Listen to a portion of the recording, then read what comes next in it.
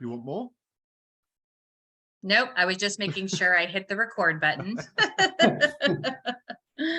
Because I'm the cloud recorder. So, okay, so Kevin, and we're very glad to have you here. And I do want to say congratulations to Kevin, because the reason he was just able to pop in right now is because he was off competing and you won a bronze medal. Is that correct? Yes. Yeah, so I was representing Great Britain in jiu-jitsu over in Belgium over the weekend, and I ended up with a bronze medal. So quite proud of that fact. So yeah, all was good. Didn't get too many battle scars, just one. But yeah, it was a really enjoyable weekend, really, really good. There was 10 different countries there. So it was a good event, really good event. And then of course, Sunday night, we all had the after event party and we were all mates drinking, having fun, dancing away, just like nothing could ever happen. That's fabulous. Well, congratulations. We're very, very happy that you were able to join us, and cheers to you for your bronze medal. Yay. And next up, let's go with Liz. Liz is the next person I see over here. So Liz, welcome. Hey, thank you, Alice, and congratulations for everything that you've put into creating the summit. First of all, you know, all of you, I know you've put so much work into this, but a massive congratulations. Yeah, so I'm Liz Clifton and I am an assistant product educator here at Zenler. And you'll see me mainly at the moment in Zen Zone. I did a mindset bootcamp recently. So yeah, just excited to be here to support you all and yeah, get going with this next session. Yay, thank you, Liz. And let's see, we have Manmeet. I see you up next on the screen. Hello, Manmeet. Hi, Alice. Thank you so much. My right-hand woman, by the way, let me just say. Thank you so much. The entire day has been so fulfilling and so much of learning coming our way. I am nothing but grateful for everything that we've put in and all the users and all the speakers, nothing but grateful. Hi, everyone. A very good morning, good afternoon, or good evening. Because we have a global audience, everybody is in a different time zone. So my name is Manmeet Kaur. I'm from India. I'm a product educator at Zenler, and it's been almost 6 to 7 months. I'm little new, learning from the entire team and scaling up slowly and slowly. Yay, yay, yay. Thank you, Manmeet. And David, who is our in-house like tech master wizard. Hi, David. Hi, Alice. Yeah, my name's David. So I'm one of the lead product educators, and obviously you probably see me scattered all over the place because me and Kevin sort of started doing all the videos. So we're trying to get more of the team members doing videos and putting stuff in so that it's not just my face you're seeing all the time, which you must be bored to death of. So yeah, really happy, really excited. And it's really great to have the team growing. And these are all such lovely people. You know, it's just a joy to work with them. Well done, Alice, for sorting all this out as well. And I know Mameet's been doing a lot of stuff as well. So congrats, guys. And we just have backed you up, you know. Yes, well, David was responsible for a lot of the tech bits that went into this. So let's not minimize that contribution because the tech bits are a very important part of running a summit. So thank you for that contribution, David. And my name is Alice Miriam. I am also a product educator here at Zenler, and I've been here just over a year now. So woo woo for me. And though I don't necessarily do a lot of the recorded videos at this point, many of you may have seen my face on the demonstration webinars or onboarding webinars because I have been in charge of running those for Zenler for the last year, and it has been my absolute pleasure to do that. And it has also been my pleasure to lead the production of this very first Zenler Live Summit. Very first one, you guys, you're here for the first.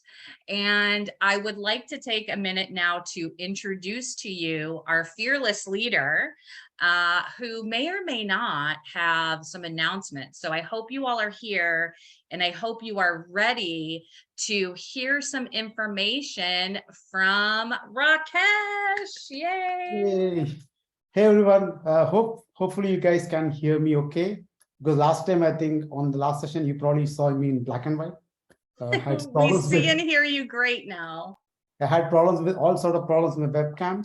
And it turned out I just had to clean the webcam lens properly. Classic, right? So it's one of those things. Yeah, hey everyone. For those of you who don't know me, I'm Rakesh, founder at Zenler. And well, what an exciting day. A lot of action-packed sessions from a lot of amazing speakers. And we just had the last session signed off by John with the ukulele session. It was really, really cool. And yeah, this entire summit is, and all of the sessions are run by Zenler instructors just like you. So we do not have any external speakers. How cool is that? If all of the instructors on the summit are just like you, are the course creators on the platform. So lots and lots of value have been brought by them, and hopefully you had lots and lots to take away. Yeah, more sessions to come up. Excited. That's it. Yay, yay, yay. And with that, I will say we are also going to be taking questions from everyone, because this is, you have us, all of the whole product education team is right here, right now with you live, so that you can actually ask us some questions, anything you want to ask us. So I am going to kick off with just asking the team how we all feel about how today's been going with the live aspect of the live virtual summit that we've done today.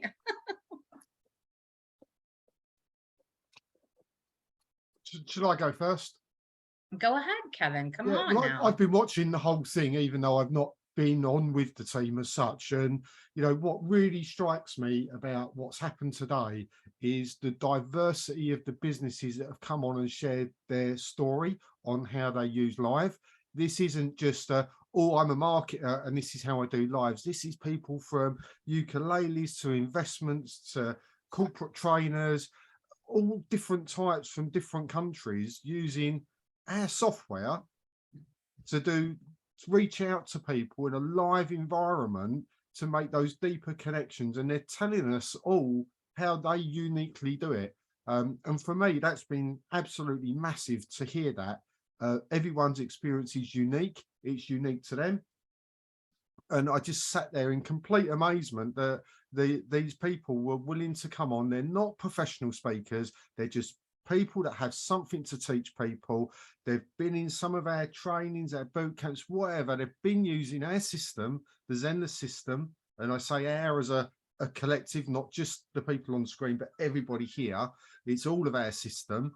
And how they're using it to reach out and change how people are in the world. And that sounds really hippie for me, because I'm not a really hippie person. But when you teach something, and this is what I absolutely love about being able to help people through courses, through whatever we do, you change that person that's gone through that for the better, because they've learned something from you they didn't know before. And that's amazing to watch it in action, hear from the people doing it, and read all of the comments from the people that are turning up, listening and doing it as well. And for me, that's been the absolute top notch of what this whole summit has been about. Yeah, I'd like love to pick that. up on that. I'd like to pick up on that as well. It's like, you remember all of the speakers we've had on are all using the platform. They're all different levels. So you can see they're all using it effectively and coming on and doing their speeches about their subjects. And the amount of information, you know, if you break it down, we've had hundreds of tips throughout this session already. So it's been a really great session all the way through, I think.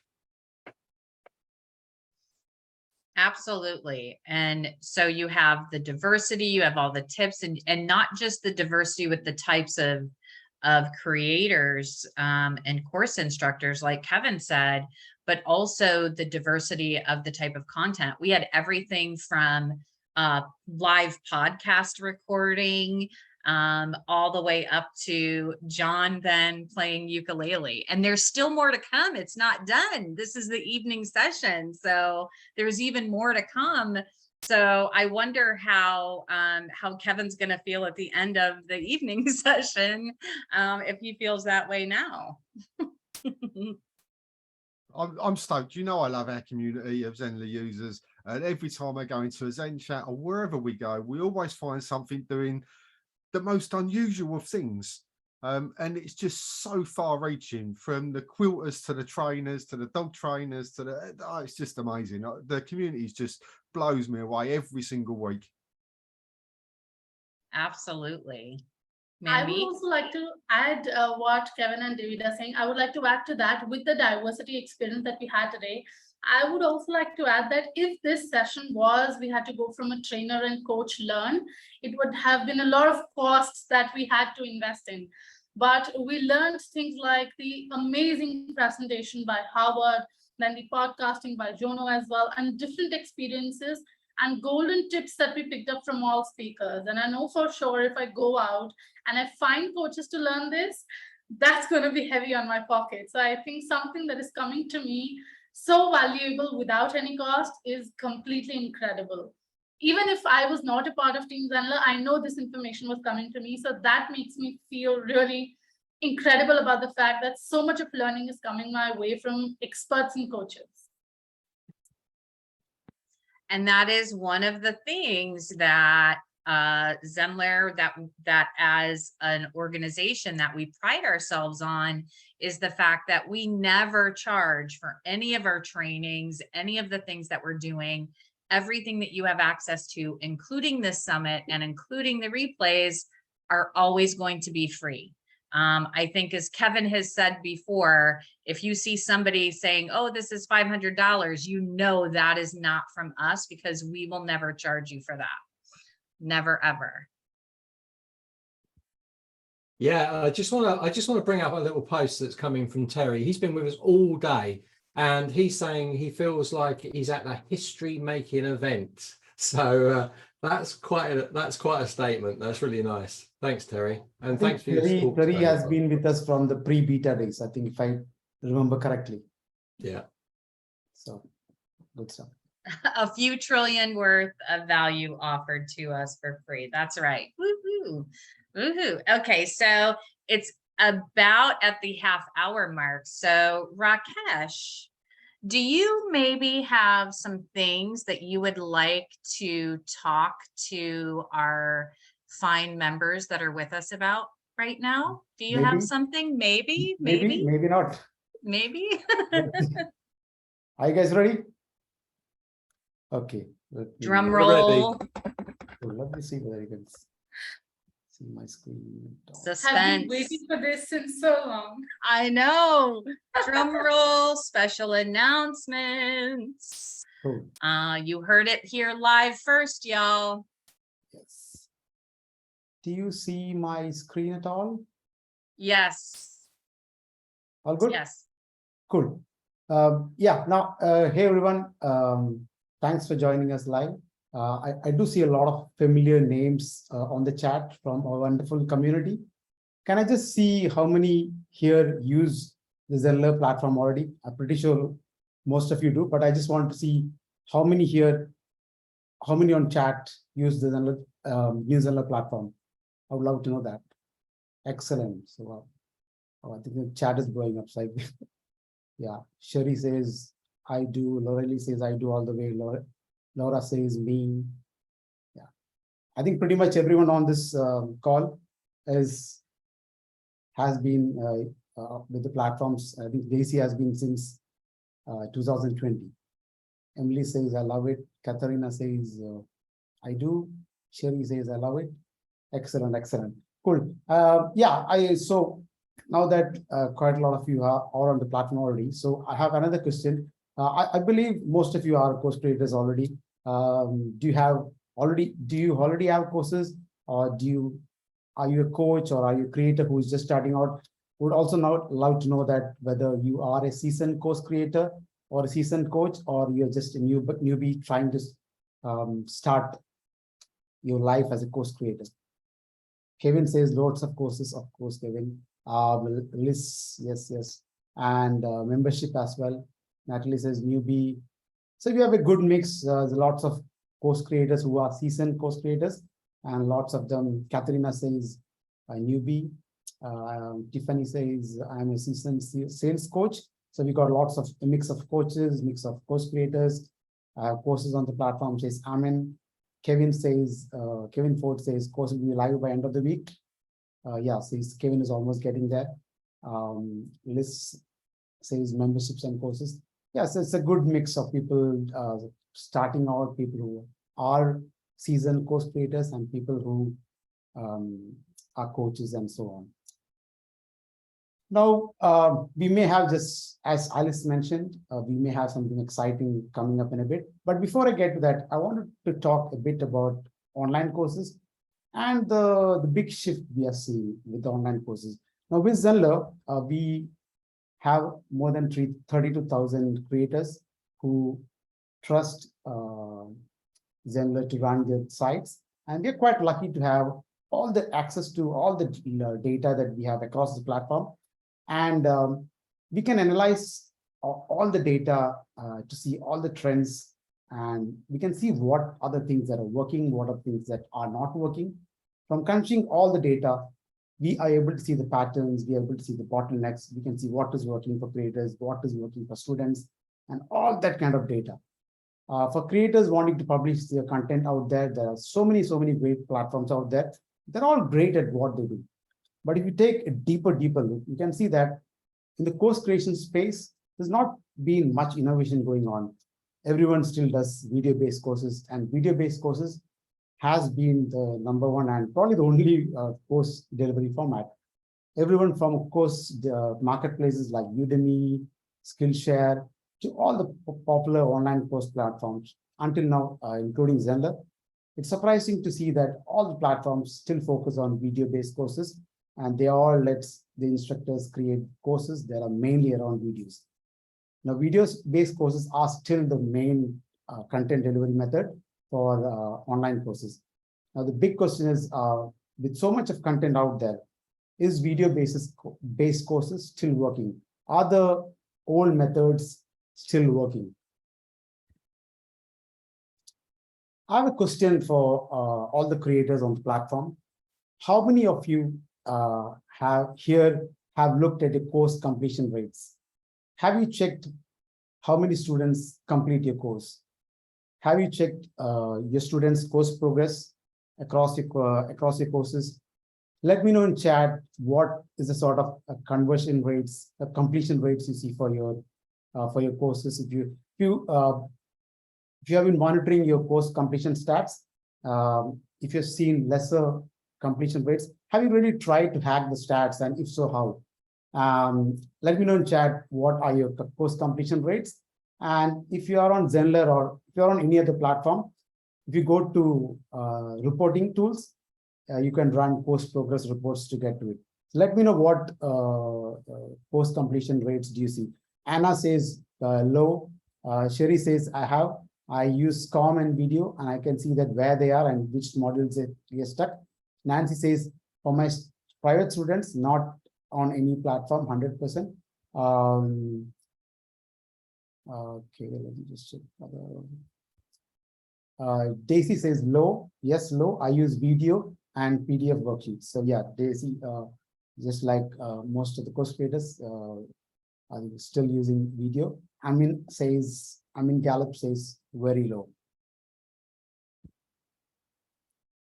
So, yeah, so from crunching all the data that we have access to, we can see all the patterns.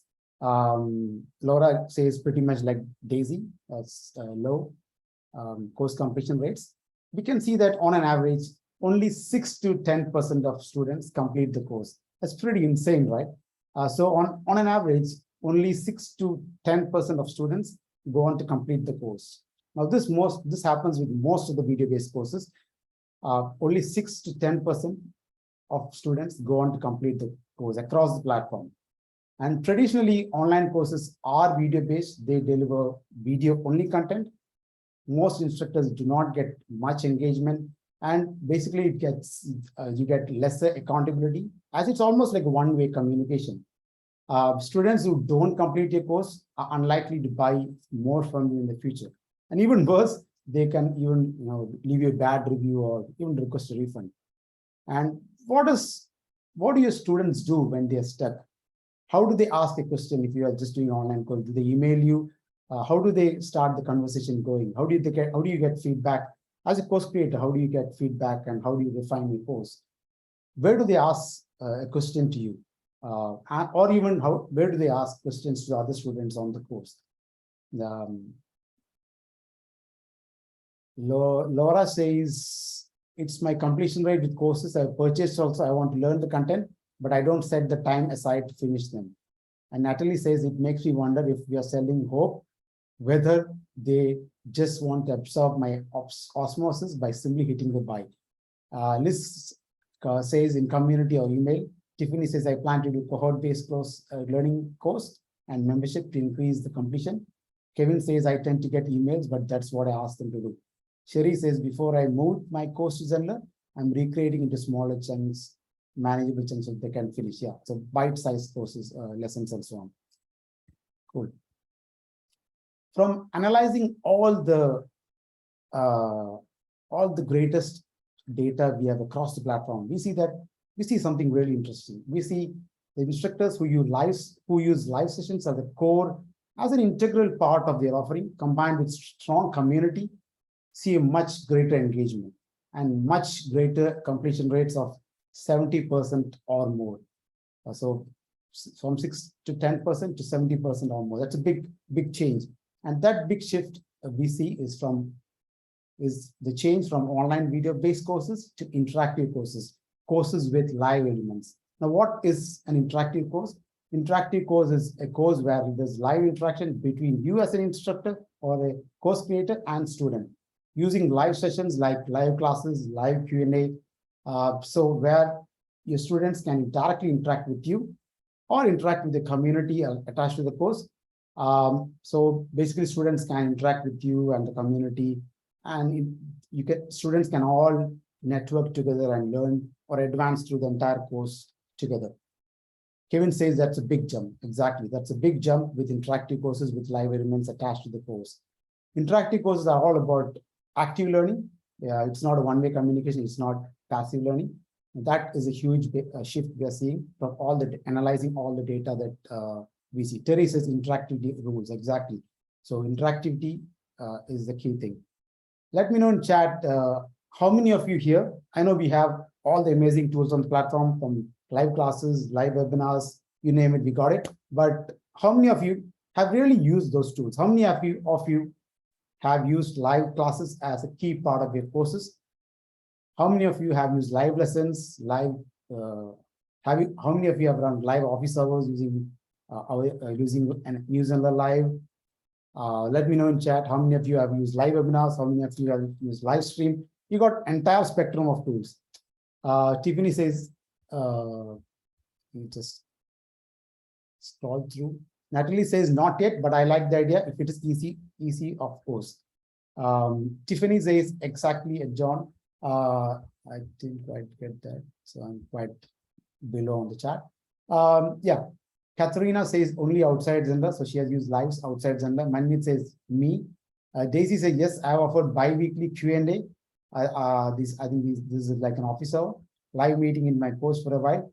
Liz says yes, live interactive webinars. Alice says me. Amin says me. I'm planning to do this in November, says Lean. I don't know whether I'm pronouncing it correctly. Laura says I've been thinking it will be a way to re-engage with people who have enrolled but not completed. Exactly. Sherry says I use live lessons. I call program progress call with 2 of my programs. Nancy's planning this. Tiffany says I have used live in Zoom before. And Anna says I still use my separate Zoom account because it's connected to another platform. It says I do lives all the time.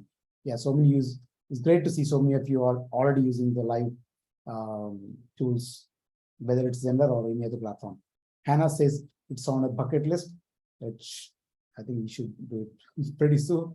Terry says I am chopping up lives into short chunks. Liz says love lives. Now, why you should really consider adding live lessons? If you're not doing it yet, why you should really consider live sessions as a key part of your offering, not just throwing in one office hours once in a while and so on. How do you make it as a key part of your offering? As already mentioned, what is driving engagement? What we see is interactive teaching, where live sessions are a core part of the offering. It's not a supplementary part. It's everything is based around lives. Instructors who use lives as an integral part, along with the community attached to the course, see a greater engagement. So live sessions promote interaction between you as a creator and student, and whether it is live lessons, office hours, it can greatly help your students to engage with you. It can promote accountability, and your students can also learn and advance together. So instructors see completion rates of up to from 50 to 70% when live sessions are core part of the offering. Daisy says, I would definitely want to put live interaction more at the forefront of my course. Yeah, you got it. Anna says it's a core part already. That's great. Nancy says, I'm loving this. That's great.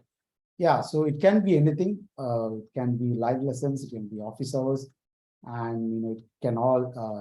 So it will help to greatly help the students advance with the course and complete the course. So now interactive teaching or coaching can be anything from live lessons as part of the course or live class on its own. It can be live group coaching or cohort-based coaching, office hours, Q&A, just like Daisy has been doing, to connect to the students, answer any of their questions and make them accountable. And so really they don't have any excuse to not progress. Live courses for groups or live coaching for cohorts-based live courses with live sessions for the group, where group of students are in the exact same live session together and they go through the entire course journey together, leads to even much greater completion rates. Live cohort-based courses are also supported with usual video-based content, on-demand content. Live group coaching is super powerful as students are attending the live session with you, and it can be very interactive and community, and it can also be community driven as cohorts advance through the entire course together. Emily is asking, how does office hours work? Yeah, so basically you create a live class and you attach to the lesson, and you are you're running it once a week, just like the office hours we run for Zenler, and you take any questions or answers that they have for the students on the live. Kevin says, we see this type of completion in live boot camps we run at Zenler. Exactly, you said that, Kevin. So we use live sessions. We heavily use our own tools. We use Zenler Live to run all our boot camps, and we see greater completion rates across the boot camp because we heavily use live aspects. The live cohort-based courses, they also promote interaction between students, and that's a key difference between cohort-based courses or on-demand courses. It really drives engagement. And you as an instructor, the best thing is you get direct feedback. You're not sitting in a cocoon and building courses thinking this is what they need. You are getting it from them. You're getting the feedback directly from them, and you're refining a course and you're recreating or you're refining it.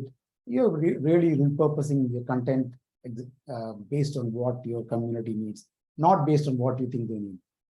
Another thing about growth, we see a lot of instructors are able to drive growth by leveraging live webinars and live streams to Facebook or YouTube to build and engage with the prospective audience. And these basically acts as funnel into your paid offerings.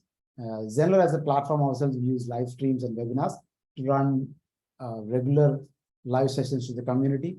Of course, there are other channels that we can run live sessions, so that aspect also can be leveraged.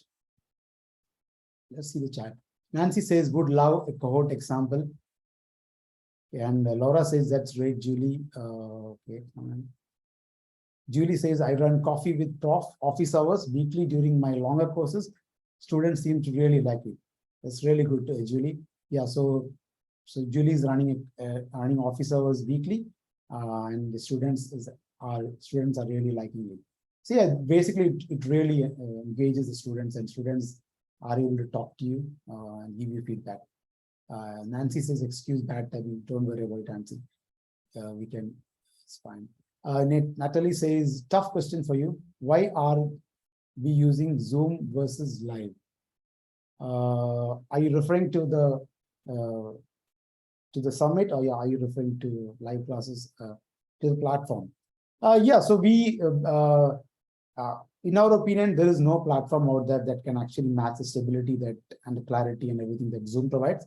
Of course, there are other platforms out there, because so we are partnered with Zoom, and so we run our entire lives through Zoom, right from Zoom, live classes to live webinars to live streams. So everything is through Zoom, because we don't want any hassles, any technological problems, because Zoom literally has made it, especially during the COVID time. Zoom was the main providers of the entire communication, and so on. Yeah, so more and more instructors we see sell live classes on its own rather than just being part of the course. They're now selling live classes on its own. They're selling it to cohorts and so on. And Zenler supports setting a price to the live class and sell and run cohort-based classes. Courses with live sessions are usually priced at premium than on-demand video-based courses. As basically you're selling your time, and they get direct engagement from you as an instructor. There's so much of content out there. Students are happy to pay for your time. They're happy to pay for the accountability. Now, Zenler has been really doubling down on live sessions, on live tools. You probably have seen that already. For you to be able to run live classes with live lessons, live Q&A, office hours, without needing your own Zoom. Zenler comes with its own Zoom, and we want to remove all the friction that you folks have while running interactive courses, so that you can run all your live sessions using Zenler Zoom. So you really don't need a Zoom subscription, because you will be running through Zenler Zoom. You'll be running through Zenler Live enterprise level. So you get even more features than what your normal box standard Zoom monthly plan. Quite a lot of instructors have been able to cancel the Zoom paid subscription with Zenler live classes and webinars and live streams. And also, you are able to give your students a much more seamless experience, as you are able to offer them your courses, your live content, your live sessions, all from within one single platform. There's no going here and there and everything. There's no switching around. Everything is from your own site, from your own platform. Zenler is actually the only all-in-one platform that now provides full live session management system, from live sessions to live classes to live group coaching to live interactive webinars, live webinars, to live streams, calendar. We recently added calendar, multiple schedules, and another one that we recently shipped, cloud recording. So you can now record with the cloud as well. We got almost all the scenarios covered, and all of it runs via Zenler Zoom without you needing to pay for an additional Zoom subscription. All the live sessions listed here. Let me know what live session features you use the most. Which one do you use the most? Whether you use live lessons, group coaching, whether you use interactive webinars, live streams, whether you use calendar. Alice says we have been using cloud recording for Summit. Yeah, that's a real benefit to have cloud recording there. Daisy says live Q&A. Katharina says my students like using the same link for same class. So I've stuck with my own Zoom. Yeah, I'll come to that. Terry says awesome, Alice. David says for office hours, we use live stream through Zenler. We stream to the Facebook event, and so on. Hannah says, how do you determine the course price included each and the combination of from the worksheets, PDFs, and so on to interact? I think let's discuss about that in at the end during the panel discussion. Hannah, that's okay.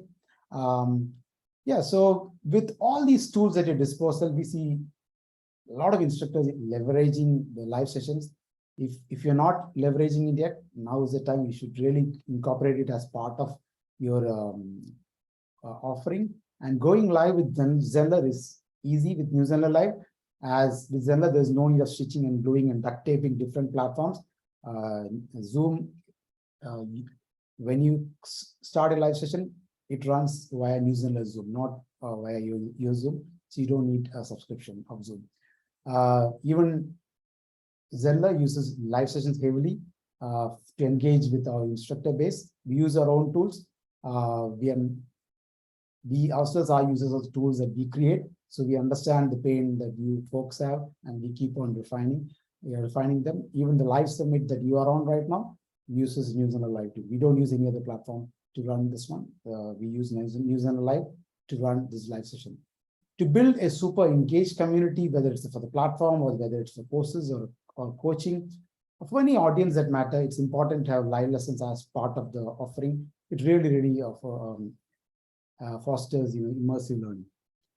In addition to live session lessons, by creating and attaching a community to the offering, you'll be able to build much more engagement with students, as we're providing students with dedicated network of like-minded peers. And all of them have access to the members-only content. If you look at Zenler, we work hard on the community aspect, and whether it's for Zenler or it's for your own courses, building a super engaged community is key for your success. Now, we see a lot of instructors are able to do further engagement and accountability, driving accountability by adding assignments to the course. I think for all of our challenges, we use assignments. We get the students to give us homework, and then we review them and so on. So assignments with Zenler, assignment feature is built in. For Zenler challenges that we run assignments as part of the integral part of all the challenges. Now, I think we are running out of time, so I'm not looking at the chat much. So let me continue with that. Now, you can already do live cohort-based coaching with live classes, webinars, and so on. But what about one-to-one coaching? Ever since we launched New Zenler Live, we have been inundated with lots and lots of requests for the same. For example, Judy here asked, if I want to use Zoom on Zenler to just have a conversation with someone, no live class, no webinar, how do I do that? I keep continuing, I am still paying for Zoom and so on. Molly is asking, coaches who book sales calls and one-to-one, does everyone here use Calendly and Zoom? Do you have a separate account for Zoom and so on? Dennis says, Zoom has now changed the free tier to 40 minutes and even for one-to-one. So Zoom will cut you off at 40 minutes. So a lot of instructors that use the free tier have to now purchase the paid plan. That's the big pain. And Parag says, can Zenler be used for one-to-one coaching? Anil here says, I want to charge people for one-to-one coach consultation. How do I do that with Zenler? Mohammed is also asking, how do I use client book? How do I get my client book one-to-one with me? Darren says, again, same question, he wants to do one-to-one in an informal way. Julie says, Julie has the same question, any coach or consultant doing one-to-one meeting with clients? Mira says, same thing about one-to-one. Alison says, do you offer one-to-one private classes? Ashley says, has the same question on one-to-one. One-to-one was the number one request since we launched New Zenler Live. Hari Prasad here asked, are there any coaches who set up one-to-one coaching appointments? Tracy asking, anyone using Zenler for one-to-one coaching? Terry is asking, I wonder if one-to-one coming. I also wonder the same. Is it coming? Talia asking is if there is an option for private one-to-one calls. She wants to cut down software. Problem we have with most of the platforms out there is they're all great at what they do, but they don't really focus on you as a coach. There's no focus on one-to-one coaching tools. We see as a platform, we see requests almost every day on how to run one-to-one coaching and bookings with Zenler. We want to address the big pain points around one-to-one coaching with one-to-one bookings. We want to help you build and manage the entire coaching business. We want to help you able to do live one-to-one coaching and help students achieve the outcome. So we have been working very hard on adding one-to-one bookings to the platform. We want to make it super easy for anyone to be able to build and manage your entire coaching business from a newbie coach to a top selling coach. And New Zealand, we are always looking to, I keep saying this, but this is the truth. We always keep on looking to resolve any pain points that you have. And this one-to-one bookings was a top pain point around lives. We have been working hard on addressing this pain point for you. So who here wants the one-to-one bookings feature? Say yes in chat if you want us to turn on the one-to-one bookings feature. If you see in New Zealand Live, you wouldn't see the one-to-one bookings now.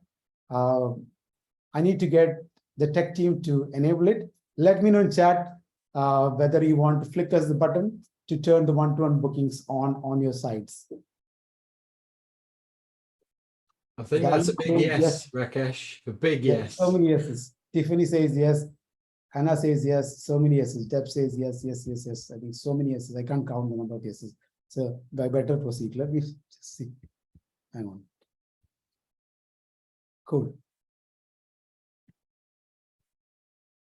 Super excited. I think we just clicked on the button. Super excited to announce that we are launching one-to-one booking feature now.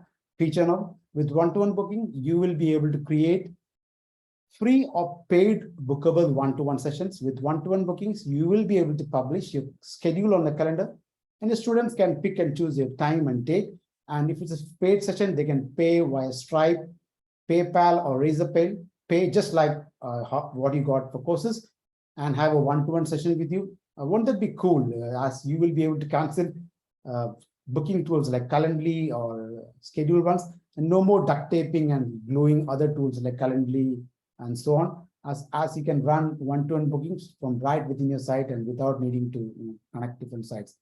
And the best thing is, if you are a new course creator or a new coach who's just starting on course creation, you don't really need to have all the content ready for your courses. You can start running one-to-one sessions and coach your students one-to-one. And once you nail your one-to-one sessions and you get direct feedback from your students, you can convert them into online courses. Yeah, if you refresh your live tab on your admin screen, you should be able to see. You should see one-to-one bookings magically appear for you. Yes, we're super excited for that. We just shipped the one-to-one bookings feature.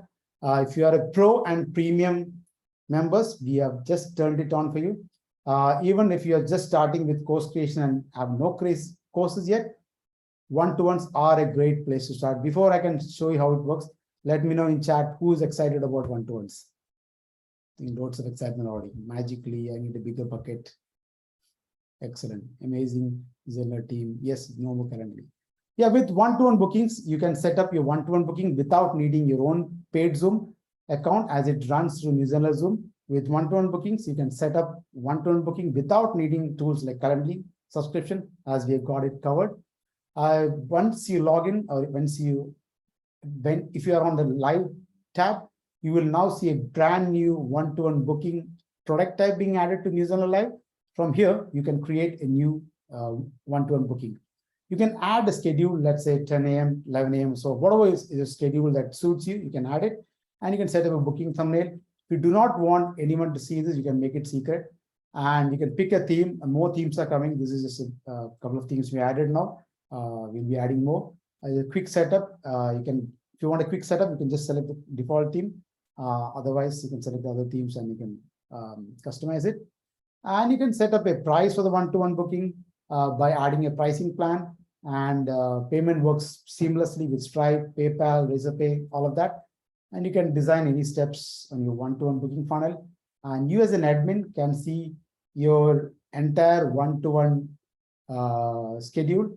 Find the slots you are free to set up a one-to-one, and you can create, manage, and start your live sessions from there. So you can manage your entire live one-to-one schedule from your calendar, just like live classes. And your students or visitors or anyone can view your calendar page and can see your upcoming sessions and bookings right from the calendar. From one-to-one bookings register page, they can pick and choose a time and a date.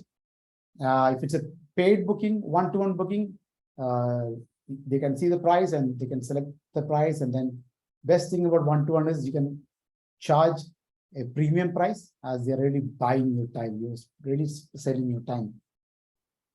And to buy the one-to-one, they just need to add the email and card, and they can use PayPal. Sherry says, where do I find it? If you go to your live tab and refresh your screen, you'll find it. One-to-one bookings can be paid or it can be free as well. So you can create free or you can create paid sessions as well. Just one caveat about free. One second, please. Just one caveat about free one-to-one product type.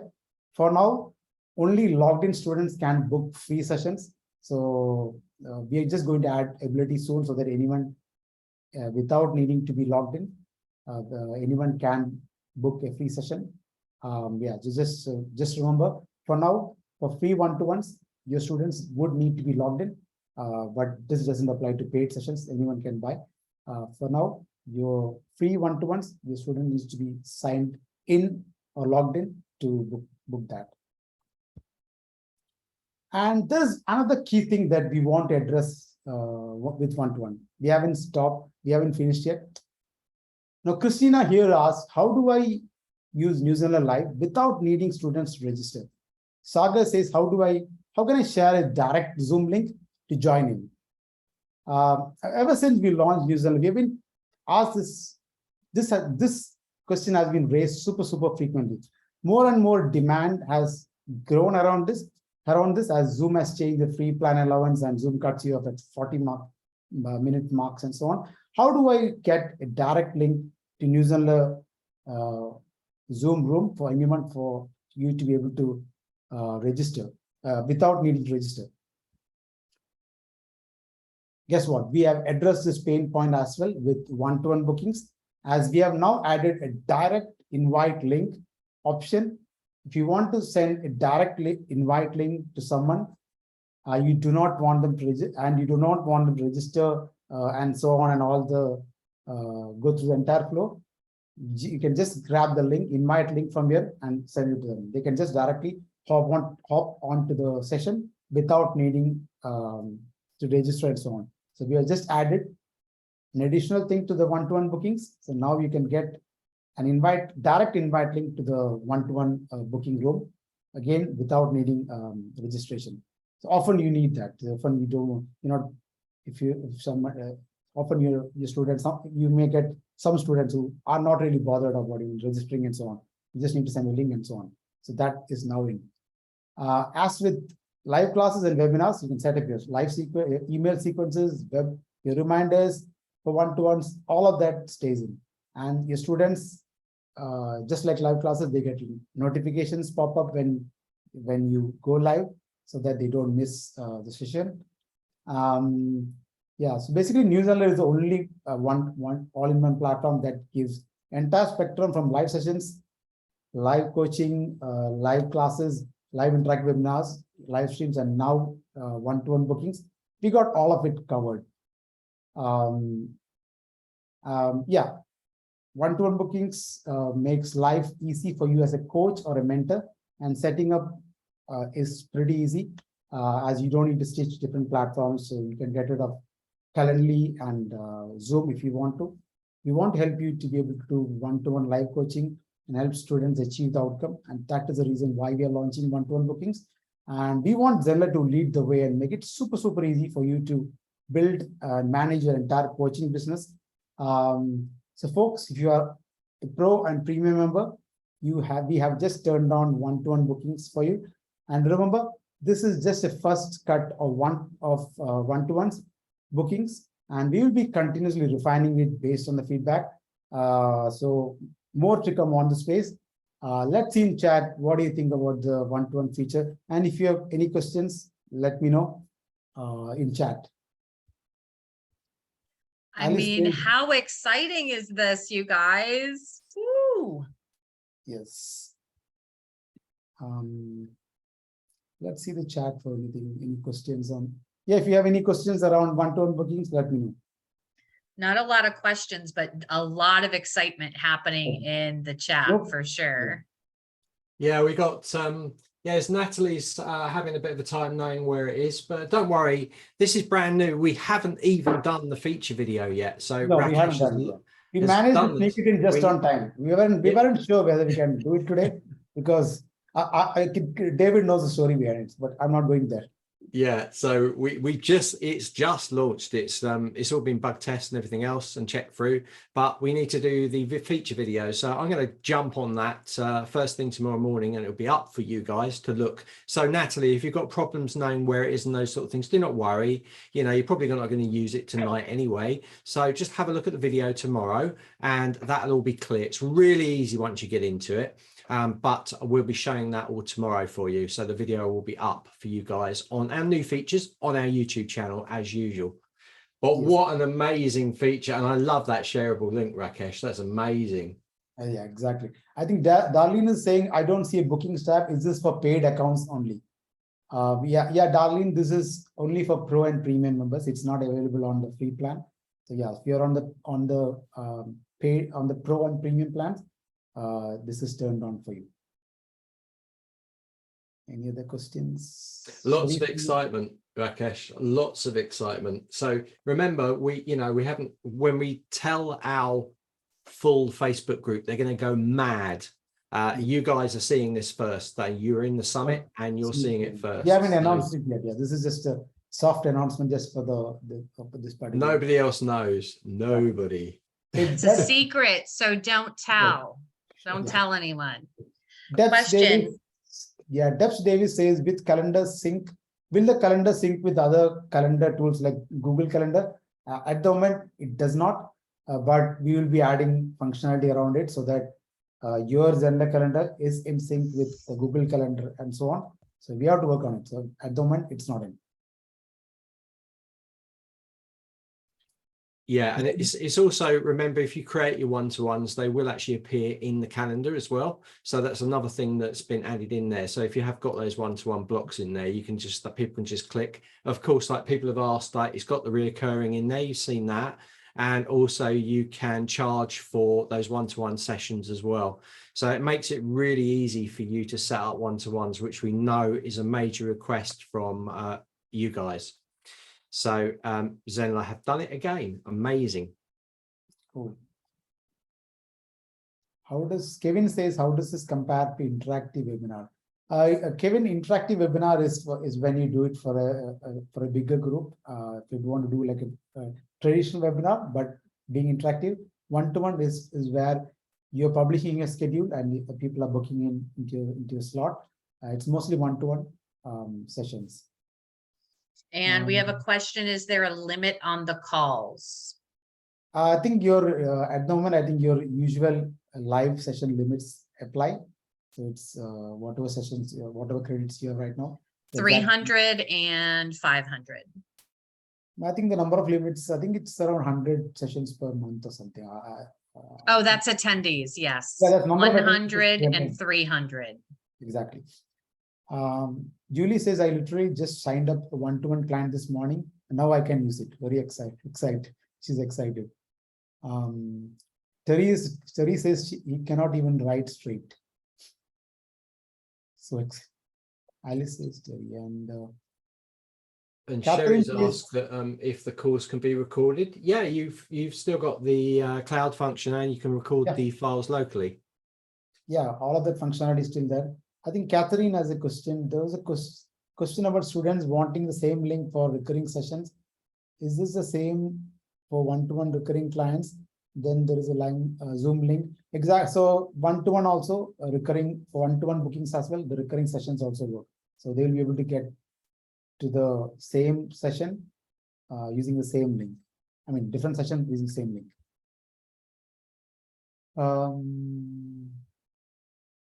Lisa says this is very cool. Sarah says, is there a time limit on the calls? I think we addressed that. Deb says brilliant news. Terry is asking time limit still 4 hours for Pro. I think all the limits still remain the same. We haven't changed any of that. Maybe at some point we'll tweak it, but at the moment it stays it. Laura says it does keep getting better and better. I'll tell you everyone I know to switch to New Zealand. Lovely, Laura. Okay. Any other questions I missed? John is saying, can I have a different limited subset of calendar choices for a specific customer? So John wants a particular subset of a calendar for a specific, for a particular customer. He wants to show a particular calendar view. I think we are going to have, we're going to expand it. So this is just a first cut. We won't have functionality where we can have a session where say, show this session to XYZ users and so on. That's at the moment, all of the live events, unless they're marked as secret, will show up in the calendar. But remember, that's the first iteration of the calendar, and it's pretty cool already. But that is the first iteration, so there will be more stuff added to that, won't there, Rakesh? cool. Yeah. So I think we have 2 minutes to the next session, right? So let's wrap up this one. I think. Yes. Thank you, everybody. Thank you, Rakesh. That was a fabulous announcement. There's a lot of excitement happening. I'm excited. Somebody asked in the chat, will this feeling ever end? And I said, never. It's going to last forever. And with that, I will say thank you to the Zenler team for being here for the panel. And next up, moderating this evening session for our next few speakers is our very own Liz Clifton. And I just want to give Liz a shout out too, because she has been diligently working behind the scenes to check in with speakers as we've been going along with this summit. And so really appreciate all the work you've done with us today, Liz. Thank you so much. Oh, thank you, lovely. It's absolutely my pleasure. And it's been so amazing. It has been. And now I'm going to leave you to it because I know you've got this. Awesome. Yeah, it's been so amazing so far today. So just as we're waiting for our next speaker to be here, just let me know in the chat what your favorite part of today has been and what an awesome announcement we just had. So excited for the one-to-one feature.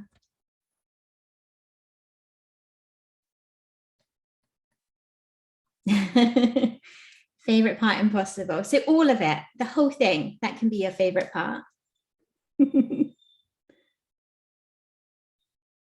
Yep, everything. Amazing.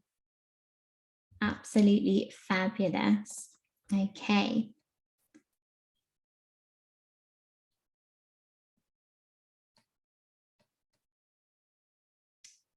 Just looking.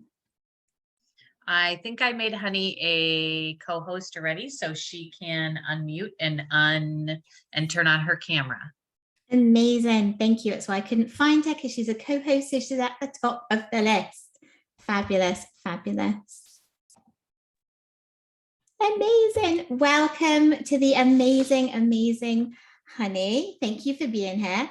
And Honey is an online self-discovery coach. She's a hypnotherapist and hypnotherapy trainer. She helps women worldwide to build the confidence and self-esteem through self-discovery. And today she's going to be sharing with us an amazing topic about how to bring your best self to your lives, even if you don't feel like it.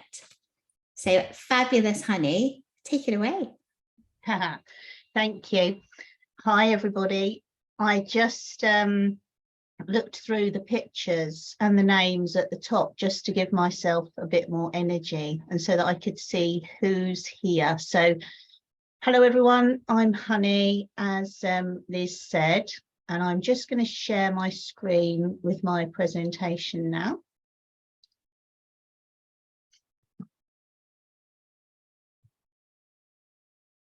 Just changing the view, hopefully, when my computer catches up.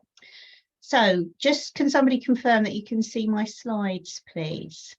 Yes, we can. Thank Beautiful. you. And I'd like it to be a bit interactive, so I'm going to make use of the chat as we go through. So this is just a bit of comedy to start off, and it's my presentation is how to shine online. And the most important bit is the even when you don't feel like it, because let's just see in the audience already who goes live and who from time to time or maybe more doesn't feel like it. So just say yes if you've had that feeling in the chat. There we go. So as expected, thank you, Eileen, Jacqueline, and the other people that are commenting. So actually showing up in our business, whether that be live, presenting, actually, weirdly, some people don't feel like turning up when they see clients because our energy can go up and down and our mind starts playing tricks on us. But where it really shows itself, I find, is on live video or even recording videos. And we can have a lot of blocks, real or imagined, in our way to actually getting live on video. So obviously this is my before the presentation face, and this is my after the presentation face. So I'm not sure if there we are. So why should we bother doing video at all? So people love it. 86% of marketers say that it helps their sales, which is a really high number. And online video makes up 82% of consumer internet traffic. So it's pretty well known, but those stats confirm it, that video is absolutely huge. And in a while, we're going to look at why that is, maybe from a bit of a psychological aspect. And where I've really felt this recently is I watched on Netflix the documentary of Tina Turner. And I didn't know much about Tina other than some of her more famous songs. So not only was it an interesting thing to watch Tina's life, but really Tina Turner, when she performed live, became, it was like a magic came over her. And she was doing what she did best. And it was very exciting. And she threw herself into it. And it was absolutely contagious. So the important lesson for me there was that as much as we think we know somebody's music or books or films, it's watching the video that really makes them come to life for us. And I will be mentioning Tina a few more times in this presentation. So why else do video? So sharing knowledge.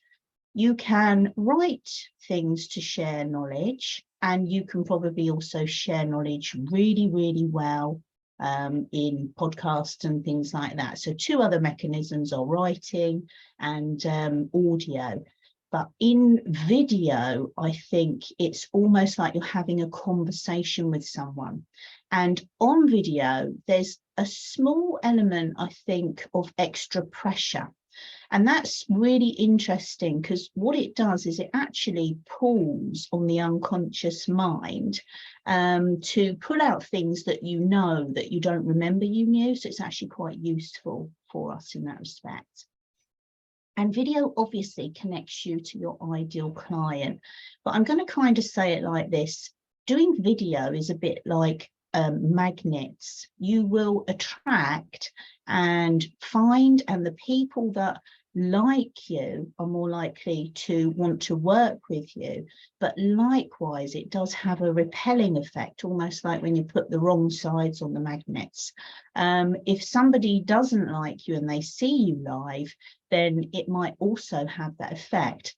And that can be a worry for people, but it really shouldn't be, because it's highly unlikely that that person would have been your client in the first place. So we can probably see it as a bit of a sorting exercise, if you like. It's also an opportunity that if somebody thinks maybe that you're not for them and they see you on video, that could be a complete turnaround, couldn't it? That would be a different way to look at it.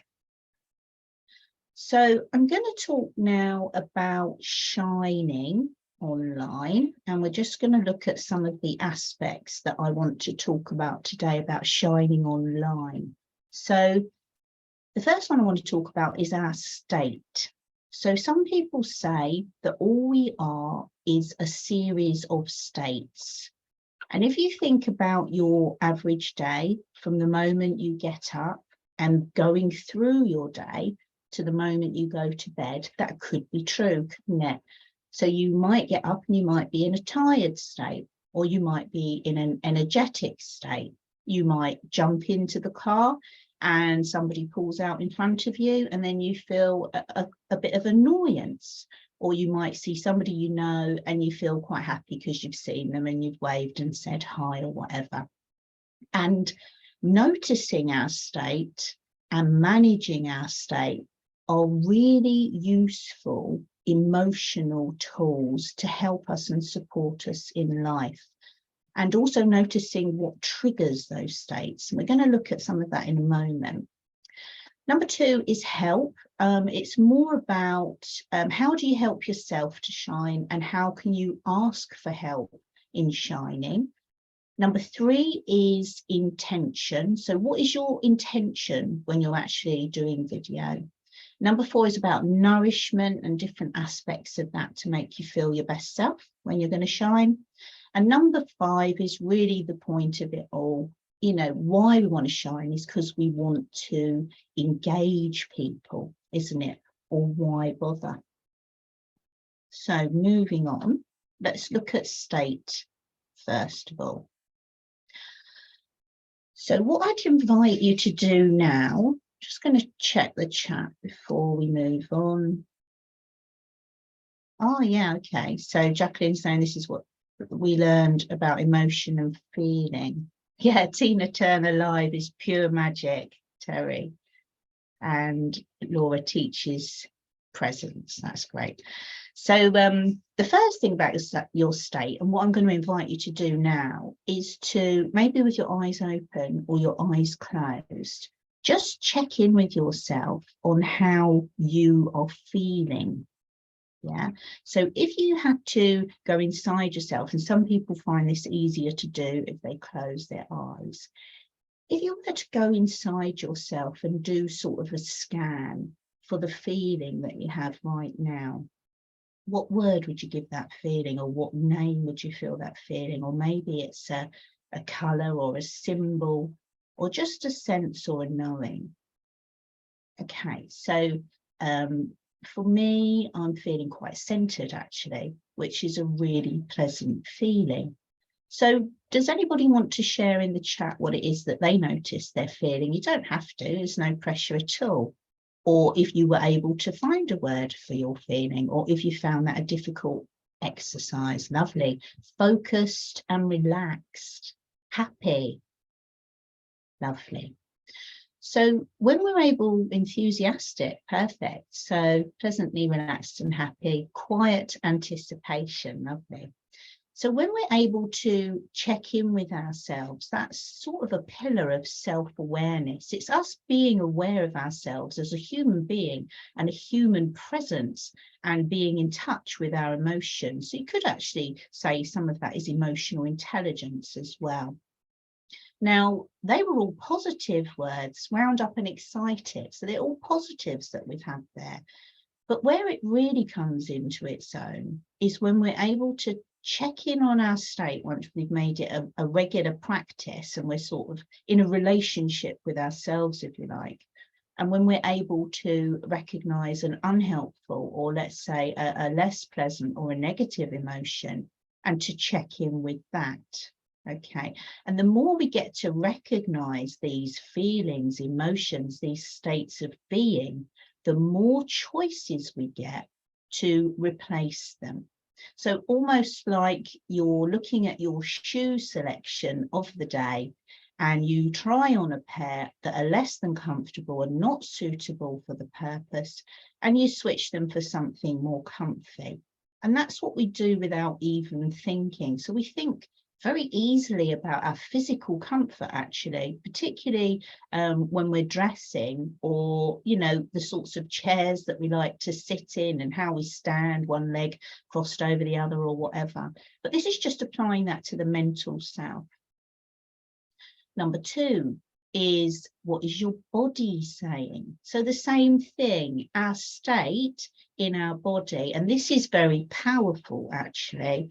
If we are able to check in and notice our body, what we will find is when we feel angry, we are tense. Maybe our shoulders are high, maybe our neck's stiff, maybe our jaw is clenched. And when we're relaxed, obviously we're a bit more floppy, aren't we? And something that's useful when we're doing video is to try and keep a straight balance in the core. And the reason that you want to do that really is because that's where your breathing and your airflow are. So you want to keep that open so that you can make use of that breathing and that air to assist you in feeling calm and centered when you present. We've got closed bodies, so they're not as open, they're not as free, they're not as relaxed. Sometimes it's just a position that we put ourselves in. And sometimes we might be very open. So it's just useful really to move your own body and to recognize what your states are saying. There's actually some really interesting exercises that that we can do where we observe somebody's state and we ask them how they're feeling, and we change their physical state and ask them how they're feeling. And it's a direct response. It actually changes how you feel. So number three is about your breathing, and I'm sure that some fabulous people here. Yes, Jackie, take care of yourself. I'm sure that there's some fabulous teachers here today that have already talked about breathing. So what I'll do is just touch on that point and say it's more of an awareness of our breathing. And it's almost a guarantee that anytime we feel nervous, stressed, uneasy, or anything like that, the breath will probably be faster and more shallow. It always, always, always pays to slow down the breath, to focus on the breath. And we're going to do a breathing exercise in a bit. And then obviously your energy levels. So if you are feeling tired, what can you do to shift that state? And one of my favorite tips that quite a few people seem to talk about is putting on an energizing piece of music, maybe Tina Turner even, who knows, putting on an energizing piece of music and having a little dance around and literally getting the energy moving around your body. So let's move on. I'm just checking this chat. Let's move on to the next one.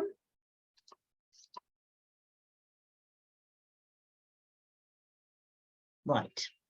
So who's on your team? And this is about asking for help or helping yourself. So when we feel less than our best or less than good, and this applies to that bit where we're having all those self-doubts, worries and woes about when we're going to go on camera, and we might even work ourselves into a frenzy or a panic of worrying about it. Who makes you feel good? Go to that person, ask them for a pep talk. Get things off your chest.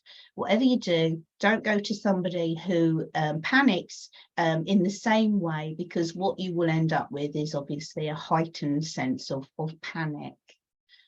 What nice things do others say to you? So what often happens is when we're about to do something on camera, particularly, we start to self-doubt and we think we're not going to be very good, or we're not going to be as good as others, and we might forget what we're going to say. And all these doubts creep in and they build quite a powerful energy, which is kind of working against us.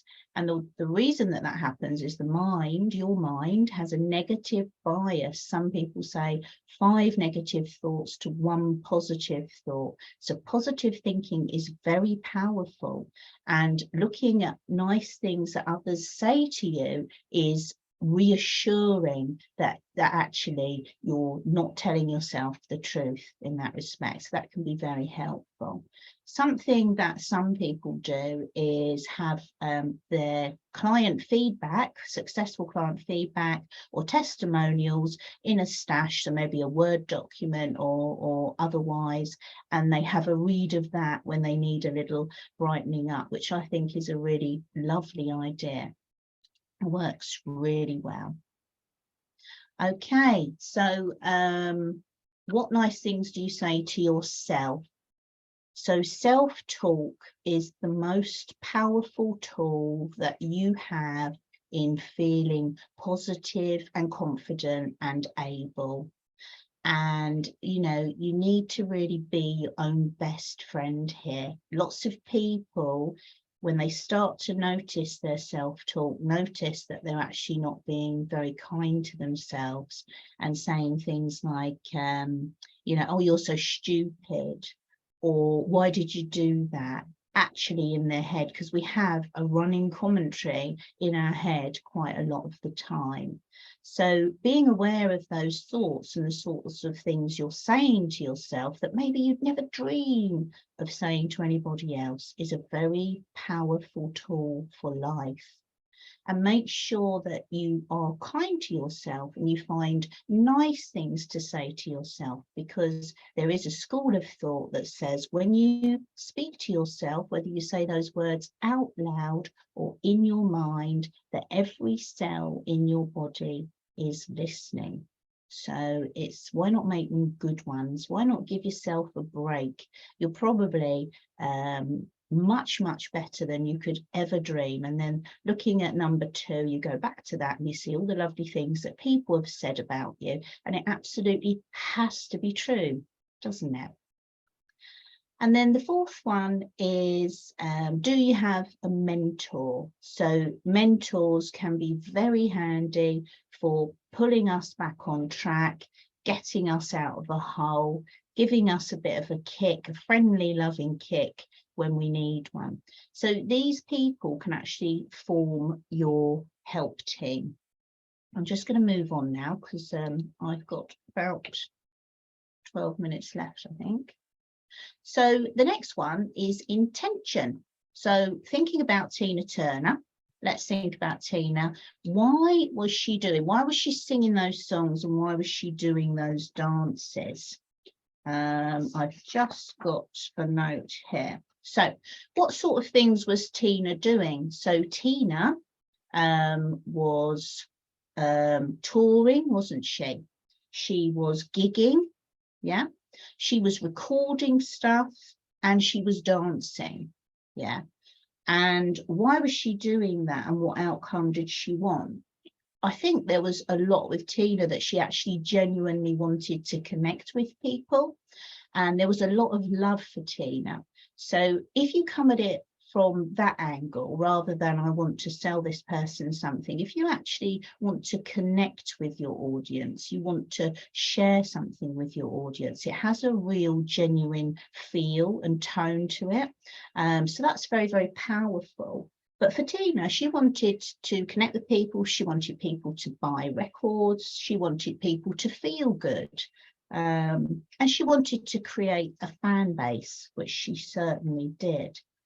So when you think about doing live video, think about why are you doing this and what outcome do you want, rather than thinking about the potentially scary task you have in front of you. And it sort of changes the vibe and the feel of what you're doing. Are there any questions at the moment or comments, or shall I just keep going? I'll just move on.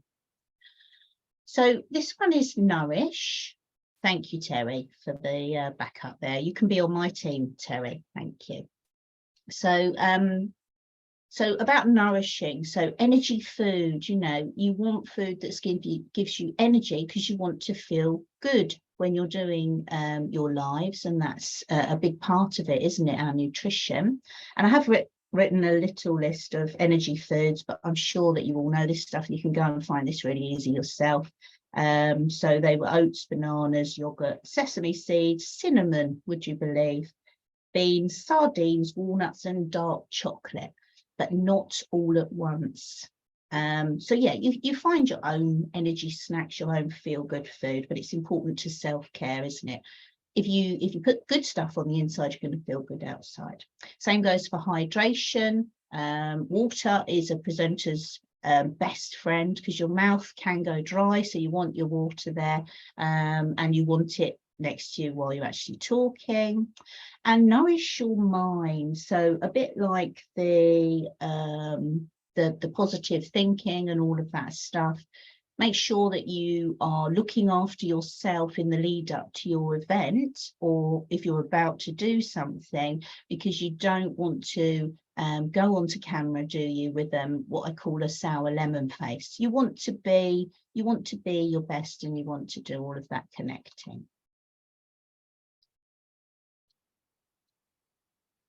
Okay, so this is just about engagement, and you'll see at the bottom, it's an engagement triangle, and we've got the video at the top, and that's because the video is the best way to engage. Okay, so you can communicate through written, so they're going to read your stuff, or you can communicate through listening. We know that podcasting is really, really popular, really, really successful, incredibly powerful.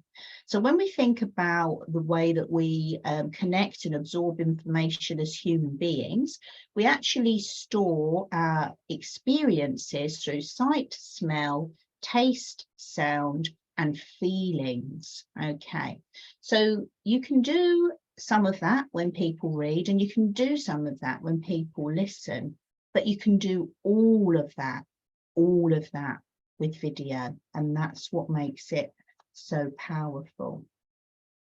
So just a quick one in the chat. What do people use at the moment? Do you read, do you do stuff that people can read or people can listen to, or do you do video already, or all of them? I'd love to know what you do already. And while you're telling us what you do already, I'm just going to plow on to the next one. I can see some messages coming in the chat. So here's just a reminder of the Shine Online: state, help, intention, nourish, engage, and enjoy it. Because why would you waste time doing things that you hate, unless you're doing them for practice and you want to get better? So got some messages in the chat. Let's see, people are doing video and listening, all of them, amazing, all of them. I like to do video, but I notice I prefer to read others. Okay, that's interesting. YouTube, TikTok, static website, amazing. Can you go back to that slide of 6 things? Yes, I can. Oh, this one. I'll just, yeah, there we go. I'll just hang there for a minute and then we'll move on. Okay, off we go. So let's do some practical stuff now. So if you'd all like to take part, might be useful to have a pen and paper. It's not essential. So the first one is a really simple breathing exercise that you may or may not have come across. Now, with breathing exercises, I try not to be prescriptive, but this one's really easy to remember. So let's just give this a go now, and let's think about, without recreating the feeling too much, if we wanted to relax and center ourselves. And this is a really easy way to do it. It's the box breathing method. And you would simply, and I'll invite you to do it with me now, you would simply breathe in for the count of 4 and hold that breath for the count of 4 and breathe out for the count of 4 and hold that out breath for the count of 4.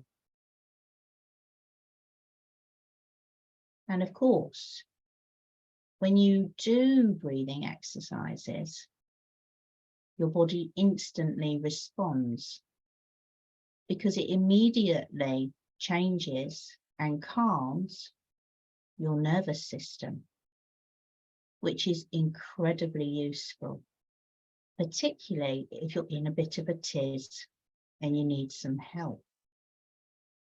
So just a reminder, the box breathing exercise is in for the count of 4, hold for 4, out for the count of 4, hold for 4. And you can just repeat as necessary. And what I'd invite you to do is the next time that you have one of those states that isn't helpful or productive, just give the box breathing a little go and see how that works for you. Well done. So the next thing I wanted to talk about was affirmations. And we won't spend much time here. Oh dear, sorry. We won't spend much time on the affirmations because they're really quite easy to write yourself. But what you can actually do is when you're monitoring that self-talk that we spoke about at the start of the presentation, is to notice some of those words that you're saying to yourself. And if it's something like, you can't do this, is a common thought that people have when they're about to do something in the next, pushing themselves through their comfort zone and all that kind of thing, then you could change that to, you can do this, or whatever affirmation works for you. So I've just got a couple that I picked up, which I thought were nice that we can use as a starting point. But then I'd invite you to go and to find your own, basically. So years ago, when I did a run for charity with my friend, and I wasn't a runner or anything like that, but we did the run on the day, so it was all new to me. And part of the run was along a beachfront, and then it went off into the town. And as we ran through the town and we were getting tired, there were people, because it was in the morning, there were people out in their pajamas. And I just heard them shout, "Keep going." And I'll never forget that. It was so supportive and inspiring. And I've always kept it as an affirmation for myself, keep going, because it has such a good feeling for me about it. We're going to move to talk about feelings and how we retain them in a moment. I thought Tina Turner might use one, which could be simply the best. And I've got another one here. There are no mistakes, only opportunities. That's from Tina Fey. Am I good enough? Yes, I am. That was Michelle Obama. And then no one can tell you who you are except for you. And that was Serena Williams.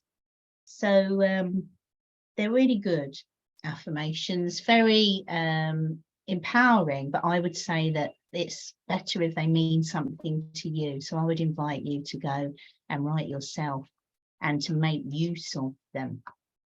And the last thing I wanted to talk about today, if I haven't run out of time, is visualization. So if you don't know about visualization, the brain works tirelessly for what it thinks you want. And of course, that's why we want to tell it positive things. We want to think about our goals.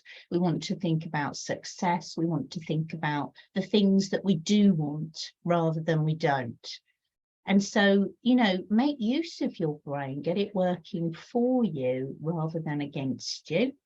And sports people use visualization quite a lot. So a golf player will visualize themselves getting the golf ball into the hole. A runner will see themselves breaking through the finish line first, etc., etc. And sometimes with visualization, you can actually put what we call an anchor on it. So imagine I created this fantastic visualization in my mind of me being highly successful and doing something, you know, that would bring me success or joy or whatever it is. And then when I get that heightened feeling of that visualization, I could squeeze my finger and thumb together and seal it in and actually use it in the future. It's really, really helpful. And sometimes you'll see sports people doing things like this or like this before they run. And that's because they've got these anchors programmed in. So the last thing I'd like to do with you today is a quick visualization exercise where I will invite you now to make yourself comfortable. And if you want to, just close your eyes and just join me in your visualization of success. And just see yourself in the future doing something that you want to succeed at.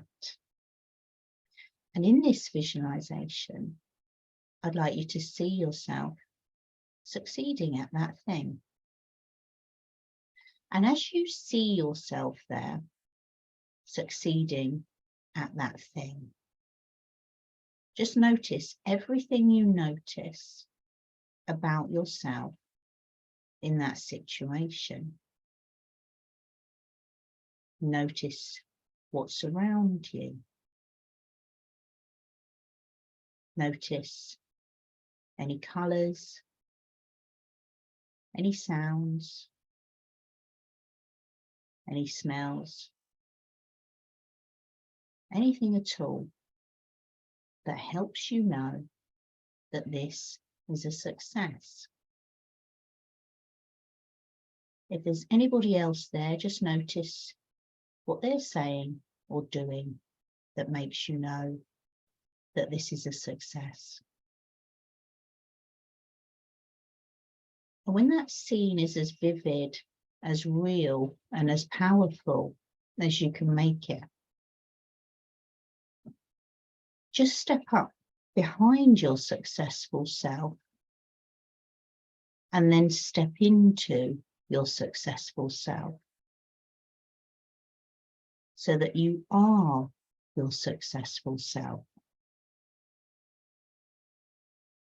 And look out through your own eyes as your successful self and know how that looks, how things look to you when you're being successful. And notice any sounds of success and any smells. And notice how you feel as your successful self. And really, truly connect to that feeling. And maybe a word comes to mind that signifies that feeling for you. And when that feeling is as strong as it can possibly be for you now, then just squeeze your forefinger and your thumb together like I showed you and seal it in for future use so that you can come back to that feeling anytime you want or need to. And as that feeling fades, but in a good way, becoming part of you, then just let your fingers relax back to normal. And when you're ready, just come back to the present, knowing that you're fully connected and able to reproduce that feeling of your successful self whenever you want to in the future, by squeezing your finger and thumb together, just like so.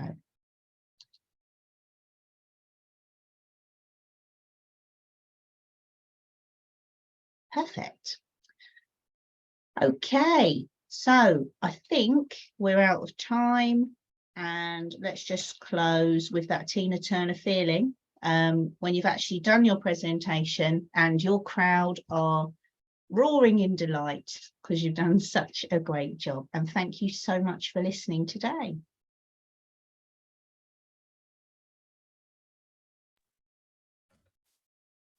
Thank you so much, honey. That was amazing, and a beautiful, beautiful visualization at the end there.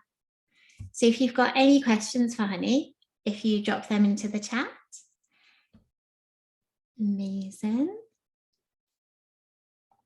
Okay, and I do have a question for you. So you're sharing live beautifully today. Have you always enjoyed doing lives yourself? What a question. So I do a lot of work on myself. I've been in coaching and therapy for about 20 years. So self-work comes with the job, is my view. But I am an introverted person. So there are days where introvert honey doesn't want or isn't in the mood to do it. And that's where I would ramp up some of the stuff that I've shared with you today. Yeah. Yeah, Awesome, thanks everyone. awesome. I'm just reading the comments. It's lovely. Thank you. And I'm loving the Tina picture. But would it be okay to unshare your screen so we can see more of you? Of course. Amazing. Thank you. Fabulous. Okay, and if people want to also get in touch with you, how can they do that? Oh, I forgot the slide about me, so I'll just do it. I'll just do it quickly. So that's me. I've got two websites, one for my coaching and therapy business and one for my hypnosis training business. But the two things I wanted to mention today is I do actually have a free anxiety relief course and a free depression release course, both on Zenler, of course. And I wanted to offer people, if you would like a free workbook of today's content that you can actually work in your own time and make some notes for yourself, some lovely affirmations, if you just ping me an email, hello@honeylansdown.co.uk, I would love to share that workbook with you. Thank you so much. Amazing, amazing. So I've dropped that first one into the chat. If you want to drop the second one in, you may be quicker at typing it than me. Yeah, Just I'm so just people having can- trouble actually. Oh, there's the stop share. Thanks, I've lost the button. Yeah, I'll pop it in. Amazing. The joys of being live. Yeah. Thank you so much. And just thinking about Zenler, how has Zenler supported the lives that you do in your work at the moment? Yeah, so I just caught the tail end of the announcement, which sounded like one-to-one bookings are coming, and I thought I've got to go after the big announcement. But yeah, which is great actually, because everybody was probably in a good mood. So yeah, I mean, everything Zoomy. I am an online therapist, so my whole life is online and Zooming. So fantastic. Yeah.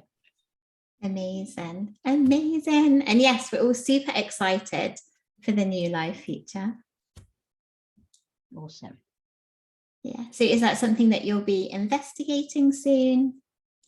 Oh, for sure. For sure. Yeah. Yeah. Excellent, excellent. Just having a look, see if we've got any other questions for you.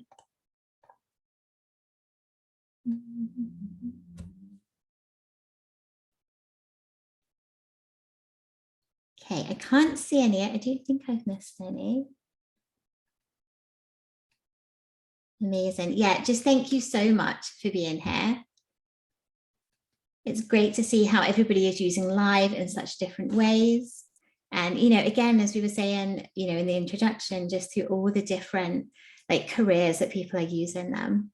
Oh yeah, it's amazing, isn't it? It's just endless, and people's creativity as well coming to the fore. It's amazing. I mean, I can't even think of something apart from hairdressing, that you couldn't do online. But even then you could talk about hairstyles and hair tips, and yeah, I mean, you'd be really hard pushed, I think, now to think about something that you couldn't do online. Yeah, I think definitely the last bit of time has really pushed people to explore and just stretch what we can do online. So everything that we could do in person one-to-one, there's now definitely a way to get that same effect online.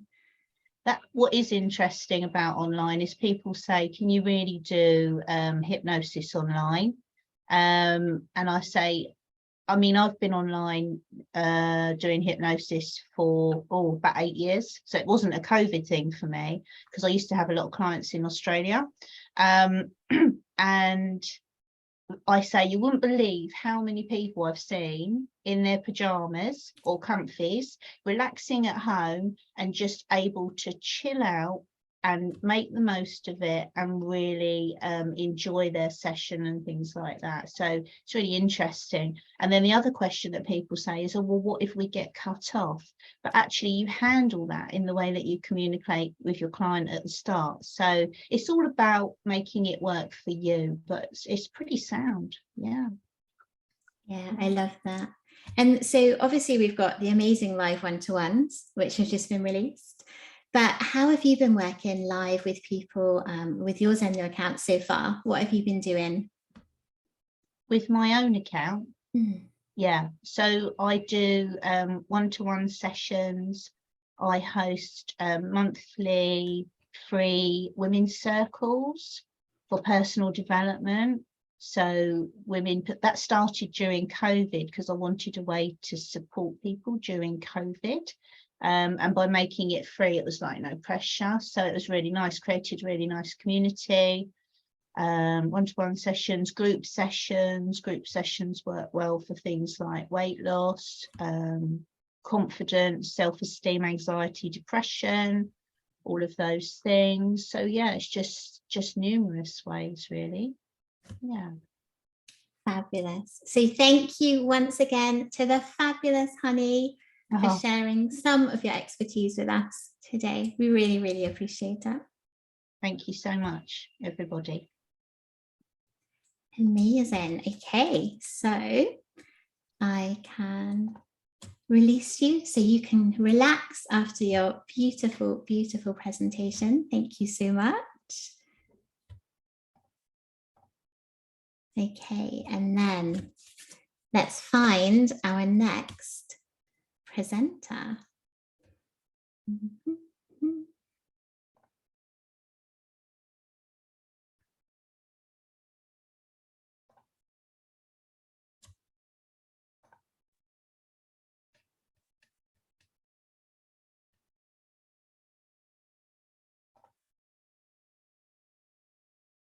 Okay, so I'm just searching for you, Lorelei.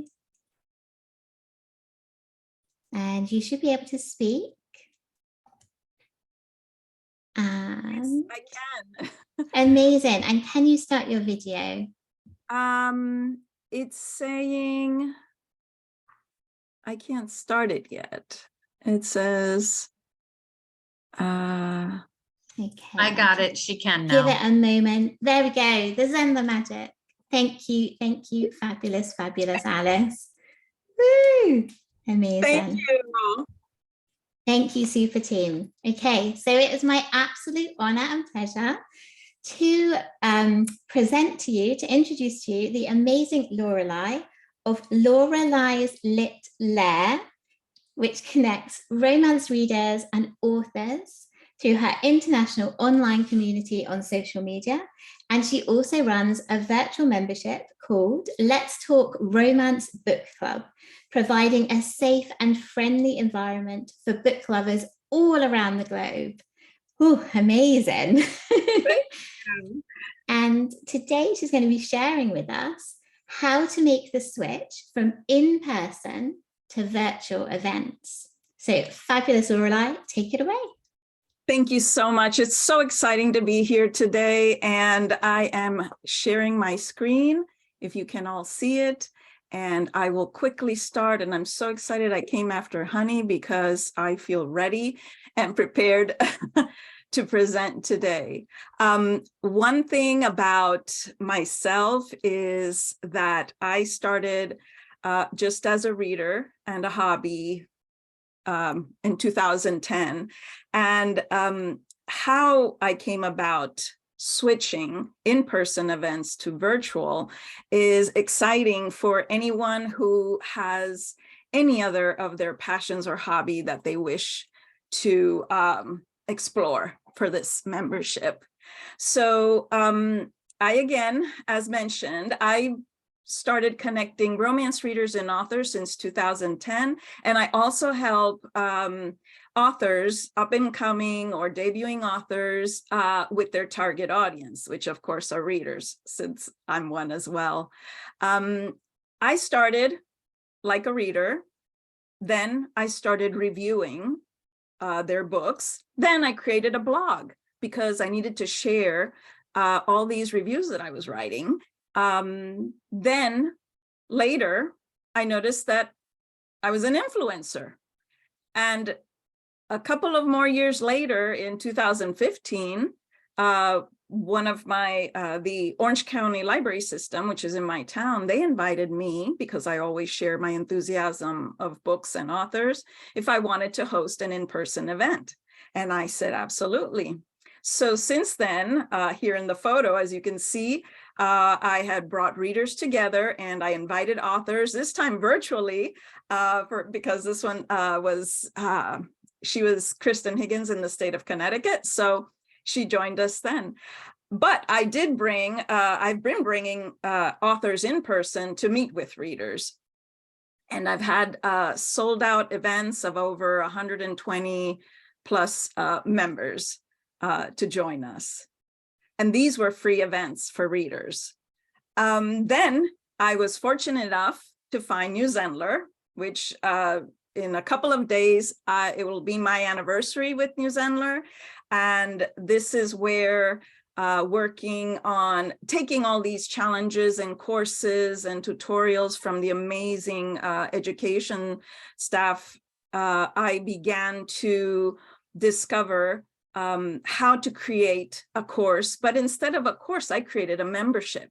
And the idea came from what I was doing all along, from reading, writing blogs, which I always hosted author spotlights and giveaways. And that in turn became in-person events, not virtual. It was in-person events, bringing readers and authors together. And then when the pandemic hit, there was something in me that I just felt overwhelmed with all the news on social media. And it was just so hard for me to go on social media and be happy to share about a review or an exciting new release when all my feed was of, you know, sadness, grief, and very few happy thoughts. Moments like maybe someone's birthday, anniversary, a new release, but the rest, I was really paying attention to my audience and I just couldn't do it. I just couldn't share that joy there. And it took me away from social media for some time. Not only myself, but I know my community was also struggling. Now, the silver lining to this was I thought, what is it that I can do? Because offering condolences, words of support, and you know, how much can you do? There's not enough money you can give to even help with these issues people are facing. So it clicked in me where I could turn my in-person events into virtual events, because most readers, and especially romance readers or anyone that reads fiction, they seek it for an escape, to find comfort and joy, even in the most challenging times. That's what readers and people tend to do. They find ways to bring a little bit of happiness, or at least I wanted to provide that, because at the same time, that's something that I needed as well. I needed to find a way to bring joy back into people's lives, even if it were for a few hours. So that's how the Let's Talk Romance book club was born, where I brought romance readers to come and talk about books, because we can talk for hours. And as my signature presentation and everything I do, it's always spotlighting authors and giveaways. So that's a sure thing. Also giving book recommendations, again, from anything that they enjoy, which most likely it's the same thing that I share. Then, now, how did I make that switch? So the difference between in-person events and virtual. Now, please pay attention, as if you are a person who does crafts, that you have a passion, you have a hobby, and you want to turn something from in-person that you can do, how can you make it virtual? I'm going to show how I did it, and I have you in mind in the sense that you can do it too. So let's see. So here I have on this side, this is one of my events that I hosted in March this year.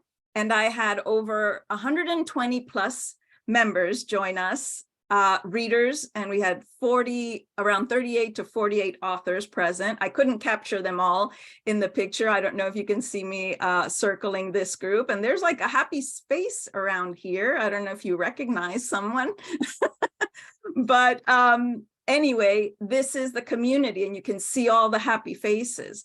Of course, you can also have meetings and in-person events where you do workshops, like the image below. And also it could be for entertainment, you know, any type of gathering, music, painting, art, you name it. It's something anyone can do. Now, in-person events, let's talk about you and your client, okay? So in-person event, you need a physical location, somewhere physical. It could be at a hotel, it could be at your library, it could be in a conference room, it could be anywhere, okay? My location was at the library because that's where my community is. And so there you gather with them. Now, engagement and entertainment. So this is one of the events where I bring romance authors, they're in the back, and I'm providing, if you see there, there's like a little poster at the back, and those are forms of entertainment. It's kind of like a Two Truths and a Lie, but I call it a fun fact game. Guess which fact belongs to which author. This is something great you can do when you have a larger, you know, more than 3 to 4 people as your guests. This is a fun activity. Plus you have to add an extra one. So I added one for myself. So the last one isn't left with, oh, okay, so she must be this one, the final fact. Again, look at the audience. They're listening to the authors, and they're trying to see, and this is why I present authors in this way, is because I want readers to see if they connect with something that each author shares, you know, not only about their books, but about themselves. And again, these fun facts, you know, trying to figure out, oh, something interesting. Now, tangible products and services. So when I have events, most of them are free to the public. Now, what do I provide? Okay, tangible products. There's bookmarks, keychains, swag, freebies. Okay, so if you're hosting an event and it's for arts, you can maybe give little crafts or painting or something, you know, or you can also have another thing that's for sale. Of course, if it's for a book club, authors have books for sale so that you can get them. The wonderful thing about live events is that they get autographed. So you may even have a book, but getting it autographed, having experienced meeting the author and listening to them, that's something special that you can keep. And that's tangible. Again, the experience, okay? So I have 2 sets of clients here because this group these are the authors that I bring. So they're part of my clients that I'm bringing them together to meet readers And I also have readers. I'm sort of like an ambassador, a romance ambassador, because to me, it's about both communities for the, both clients, both target audiences, as much as the authors as the readers. And they're very happy and excited, and then more fun. I would show more pictures, but we're short on time. So anyway, you and your client, let's see how we can do this virtually. Now let's talk about you first, you, the person.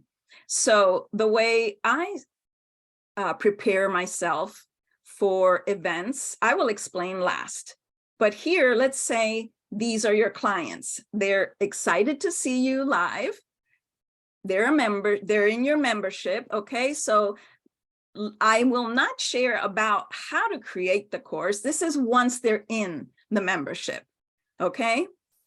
To learn how to create the course, you definitely have to watch and take all the challenges and courses that are on Zenler. They are amazing. Okay, back to our clients. They're happy, they're excited to join us. Some may be at home, some may be anywhere. They could be on their cell phone, joining you, however matters. And then this is me, how I set up. So I prepare all my material just as if I were preparing for a in-person event. I have my location, which is my station here at my desk. I set it up. When I join events, when I do events live, I need to be in a preppy, happy mood, although it's not hard because this is my passion and this is what I love to do. Anyway, but I set my background, I add candles to feel, the smell, the essence, to get it in the mood. I also have a playlist, a backlist of music that I turn on just about half an hour before I start going live. Then I check for all these other elements that I need. If I have books, if you are a person who does fitness, make sure you have all your material together. Or if you have your background, your Zoom background, if you need it. So it's online. We have that's how it is for virtual events. This is your means of delivering your product or your service. Then we have engagement. How do I transform the in-person to entertainment?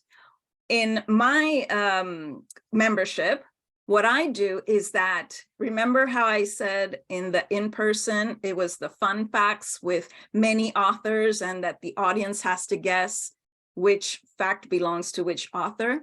Well, since I generally bring just one author at a time to my community, I created a game called 2 Truths and a Lie.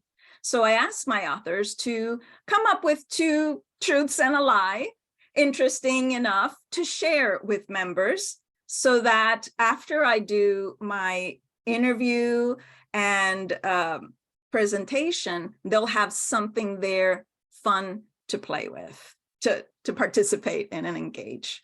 So that's one.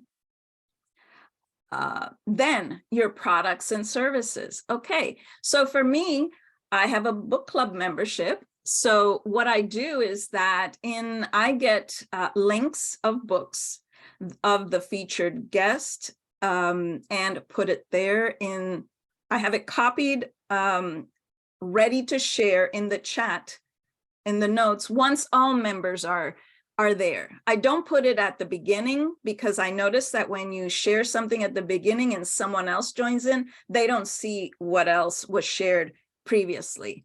So try to wait until everybody's in and keep it on the side, and then you can share it then. But actually, all of these things, all these products and books and services are shared prior to this event. And that's in a blog, it's inside their membership, which I'll show you towards the end of the presentation. But my products would be books. So for you, it could be products or paintings or toys for pets, if you're doing that kind of membership, instruments, music, pick your product or service. Now the experience, Now I'm going to talk a little bit more about why readers join and why they stay. Okay, so for me, I want at the end of the membership for my community, for the people who join us, to leave happier and satisfied than when they came in, when they started. Okay, now let's go through the prep work for virtual events.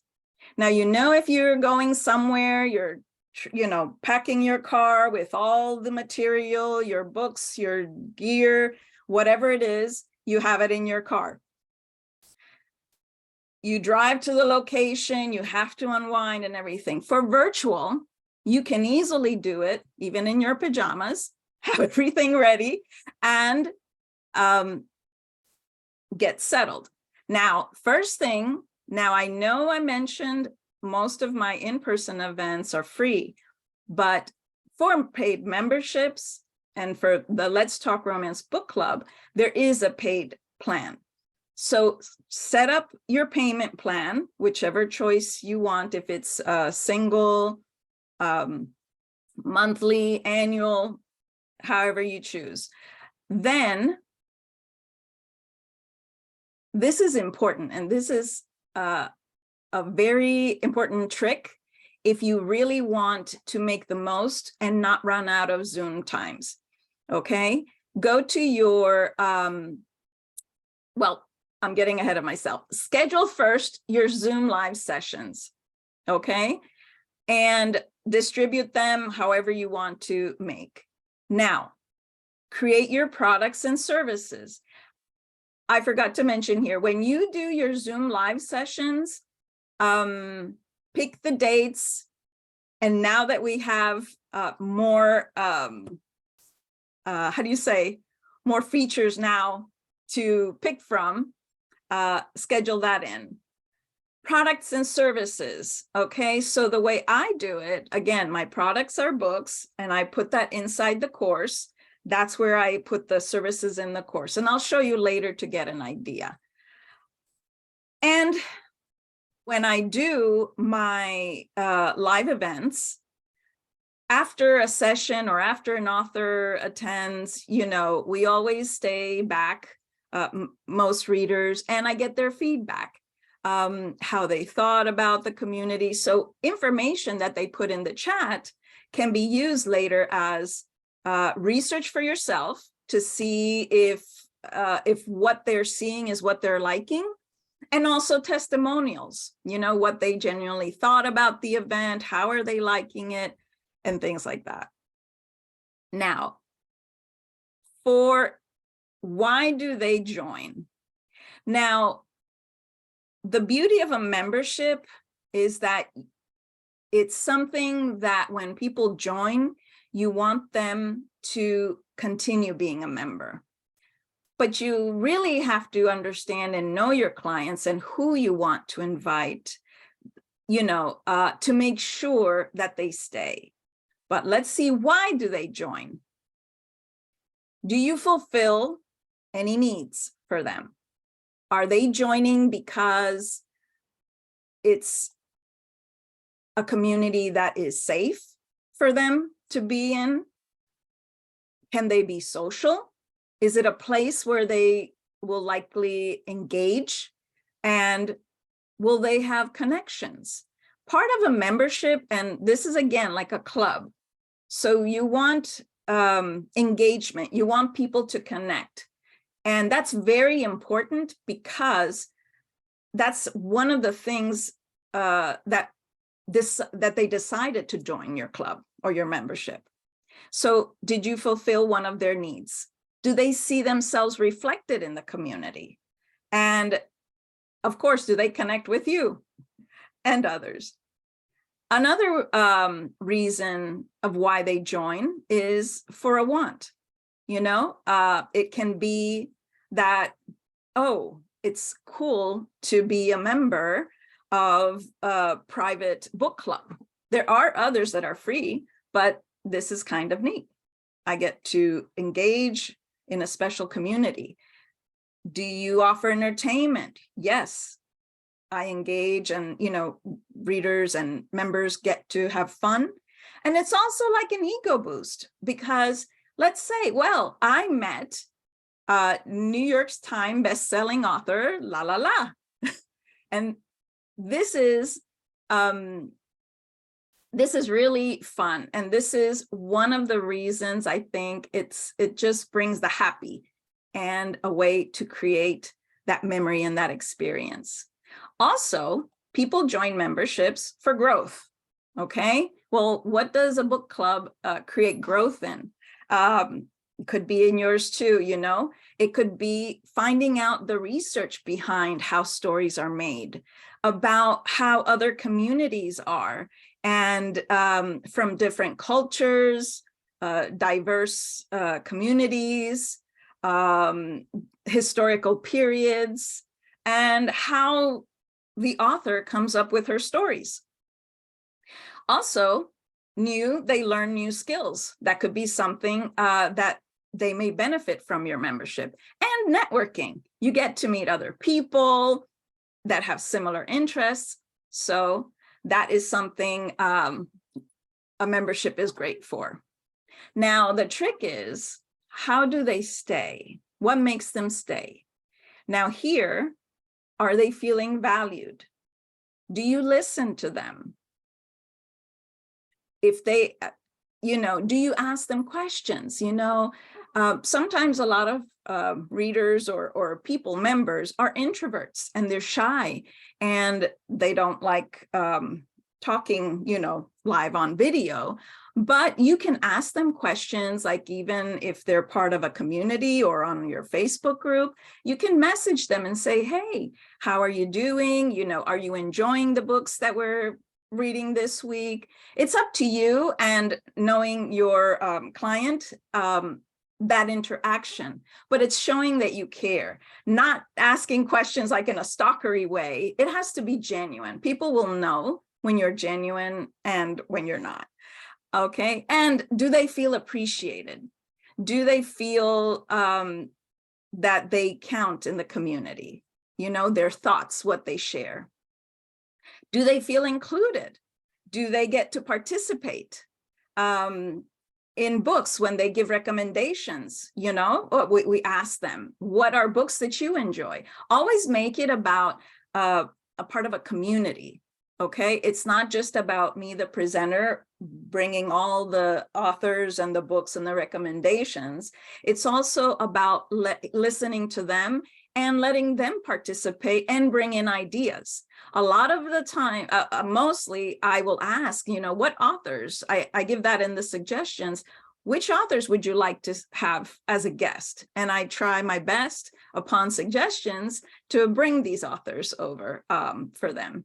And activities. So I create in my membership puzzles, programs, and more to keep them entertained. But most of all, are they satisfied? Okay, do you answer their questions when they come to the group?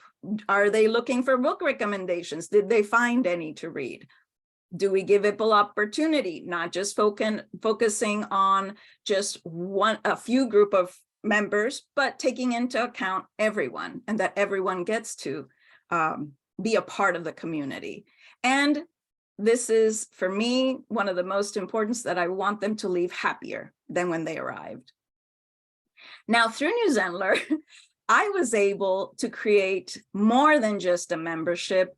So Lorelei's Lit Lair, which is my website, has been on since 2010, but through there, I created the membership, which is the Let's Talk Romance Book Club for readers. Not only did that happen for readers, but I also get to create services for authors with deliveringhappilyeverafter.com. I am so grateful that in New Zenler, you can have 3 websites for one plan. So that, to me, even if I only had 1 at the beginning, I was able to create 2, and it's all included in the membership, in the pro membership. Now, tips. These are through experience, but go to my accounts in your New Zenler dashboard and go to stats if you're a pro or a premium member and see how many live sessions available you have. Now they're listed there. And this is something important because I've heard like in the past, oh, I ran out of live sessions. But if you plan ahead of time, you can see how many live sessions you have and how you can distribute it throughout the month. So that is an important tip. Create the perfect live webinar or the live class and use it as a template to clone other events, as well as the automation emails that go out. Follow up with emails after the event with 1 or 3 maximum survey questions, just easy questions for the members who attended. And take group screenshots of the event with your products, because that you can use later for marketing. And the emails you can use the follow-up question for your research and testimonials. And I covered, make sure that you follow and covered the why they join and why they stay points. And let me see. And oh, this was absolutely amazing. The cloud recording feature, it transcribes your audio and your chat. So I had to upload it to another software program so that it could transcribe. And I only had like 4 hours that I could transcribe. And by the time I edit it, but here in New Zenler, in the cloud recording feature, it's there and you can just copy and, activate it. That is like my favorite. Now, this is what my Zoom background looks like when I host events. I am, from my background, because I said I was a reader, but my background, I used to teach, I used to be a teacher assistant for special needs children or learning disabilities, and that's something that really drew my attention. So my nature is always to find solutions. I'm a problem solver. I also have ADHD. So for me, while I was learning steps to help others, I apply it myself. So one of the things that works for me is having an agenda visible for anyone who joins. So they get to see, and this is consistent with all of my live meetings. I ask them where they're joining us from, what made them smile today. That is part of my brand.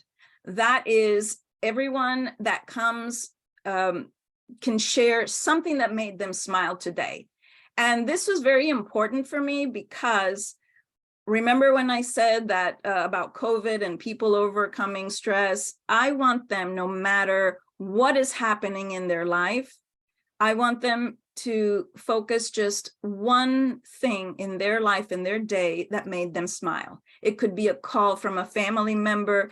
It could be that they got a prize, a book in the mail. It could be as their dog did something funny, or their child, or anything, or they got to meet with someone. It could be the weather. It could be that I'm alive today. I'm here now. It could be anything. So this is in a way of me bringing joy into my community. And that is always been my brand before 2010 when I started. What did they read? And if they read the book of the featured author that we have as a guest, and if they didn't read the book, what are they reading? Now, this is one of the clubs that is not like your average book club because reading isn't required. It's only encouraged. It's up to the reader to decide what they want to read, and if to not feel, oh, I can't keep up with all the books that they're sharing in book club, so I might as well cancel my membership. And it's not about that. It's about meeting the authors and building community. And I always tell readers, you can come back and read whenever you want. It's not required. It's more about, and this I came up with, you can watch TV and be entertained, or you can join our club and create memories. So that is very important for me. In the session, then we get to meet with just readers. Then I interview the authors and it's recorded live. And what's special about the paid membership, and so the recorded live I can use as marketing for publicity, so for public use, but the mix, mingle, and meet, mix, and mingle, that's recorded for authors, for readers, for members in the community to enjoy. It's like sharing the gallery, and they can ask questions to the authors and, you know, and engage. And then, as always, I have a giveaway. It depends on what it is. I'm going to share. I'm going to share with you all this experience. It's first time it happened to me, and it's kind of like a blooper. So even if you mess up, don't feel bad. This was mine. Welcome everyone to Let's Talk Romance with Sandra Bullock. I would. I really would. That's hilarious.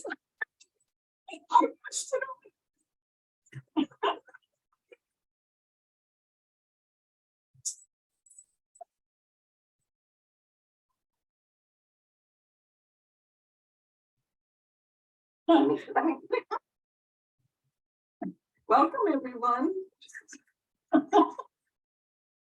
I'm Sandra Owens. Happy to be here. Okay, so that was my blooper, first time.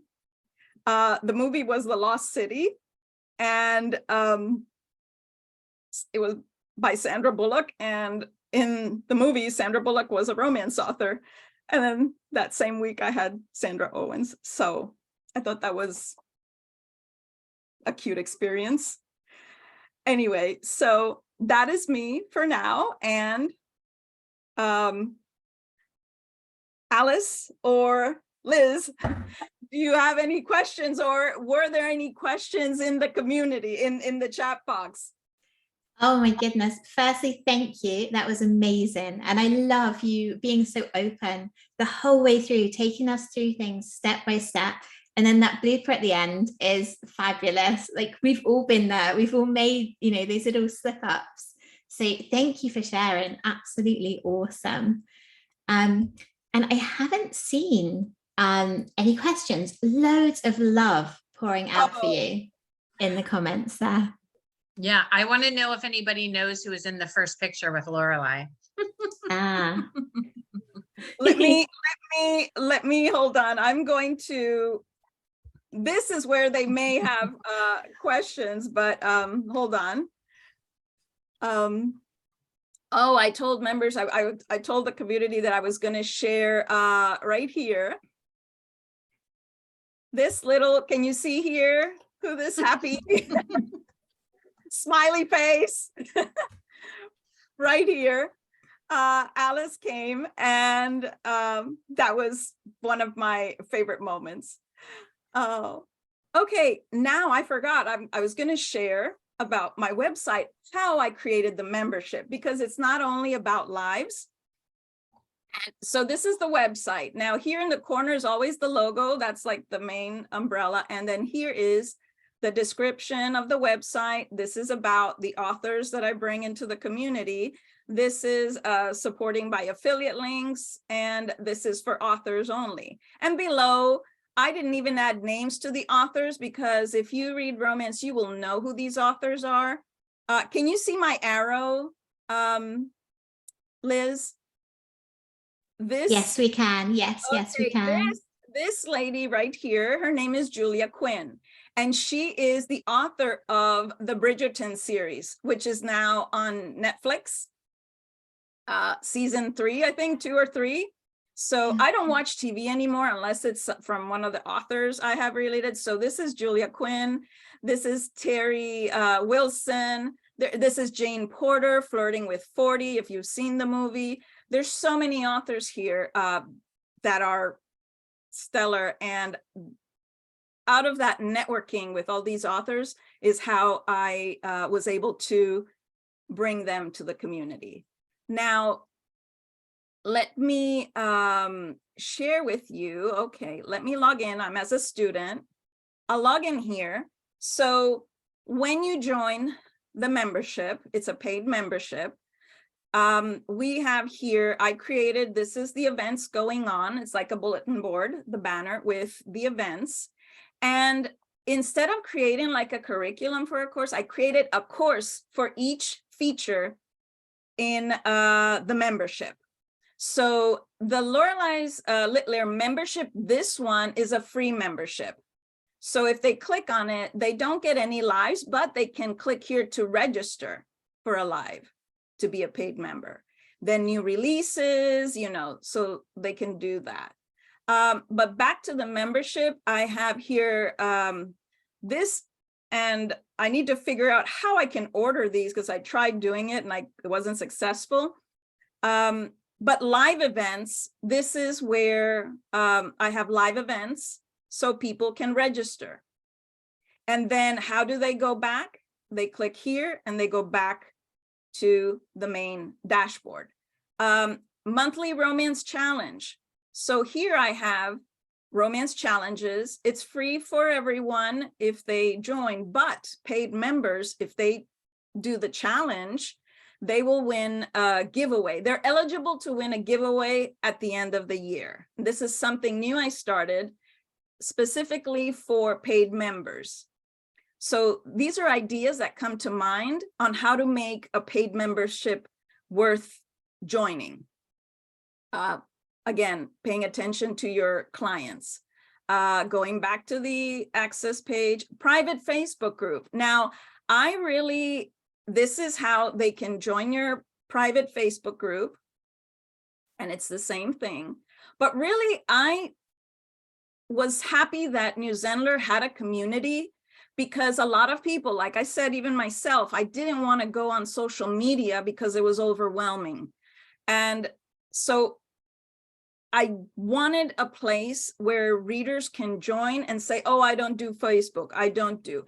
They can have it all in the app or on the website. So here in the community, they log in. And even though community is up here, I just made it visible for them. So, and another feature that I love about the community membership is that when you create a post, something here, and you put a link, let me just put here, XYZ, whatever. Okay, when you go to post, oh, I'm not the administrator.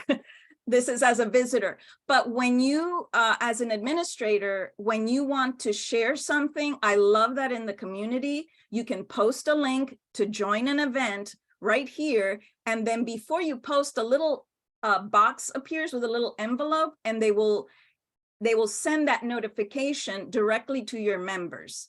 So it'll go to their inbox and it'll say view post. So when they click on it, they can come right to this community and find the information. So it's not necessary. So it's like creating post and content, putting it in the community, and you know they'll get it in the mail. And then if not, in their emails. And then if not, it's right here when they register, when they join, when they how do you say, when they come in, when they log in to the app. So that's that. What else do I have here? Live events, book of the month calendar. You can have your live events calendar. What I have here is that I put the books that we're doing every month, and I created a pretty post that says to be announced.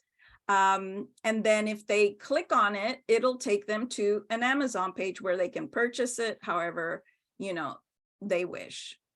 And I make it open in another window. I'm trying to share as much information here for everyone. Romance fun. So you can come up with things. What I created was fun because I want a little mental health break for readers. They can come in and play a puzzle, and it's there. So it sends them to that link. And what else do I have? So you can come up with your own. The replays of the events. Again, I'm so excited for the New Zenler, the replays. So I've got them here. And free downloads. Free downloads, they're right here. Now, something important that maybe some don't take into consideration about your audience, it's good to make your website in your program, depending if you know your audience, you have to know, are they young? Do they know how to engage on social media and, use a website like with their eyes closed? Or if your audience is of more, how do you say, not technically, how do you say technically challenged, to make it grandparent proof, to make it easy. Also, for those who are hearing impaired, or if they visually impaired, that they have captions and texts of what the images are showing, so that you include, make it accessible for them as well. So those are about all the things that I can think of to share to help anyone who wants to create a membership. So let me go back here. And I'd like to thank the new Zenler team, because the education team, because they have been phenomenal. Anyone who joins New Zenler, and I was so afraid last year, and Alice can tell you, and maybe Rakesh and the staff, I asked like 1,000 questions, every question possible, because I wanted to be sure that this was going to be an easy transition from WordPress and just starting out in an all-in-one platform. And I think it's the best thing that has happened to me. I think every course and challenge, if you are not taking advantage of your membership, not only, okay, are you cutting Zoom, email, your email the emails that you send out. I know there are other platforms that do it fancier, but really I learned a lot from David and Kevin and Liz and Alice and Manmeet. Storytelling, this is worth way more than what you pay monthly for your annual membership. I have gotten, like the best. This is how I started monetizing before I hadn't, until New Zenler. Oh my Great, goodness. Darlene. And I just wanted to let anyone know I am like an open book. I love helping others.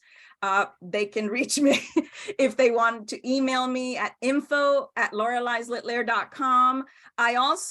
You can also find me if Lorelai is hard to write, or Lorelai's Litlair, or you forget. That's why I created Let's Talk Romance Book Club.com, because it's easier to remember. Let's Talk Romance Book Club.com, but it's me. And I'm the only one behind this whole machinery, So thank you so much.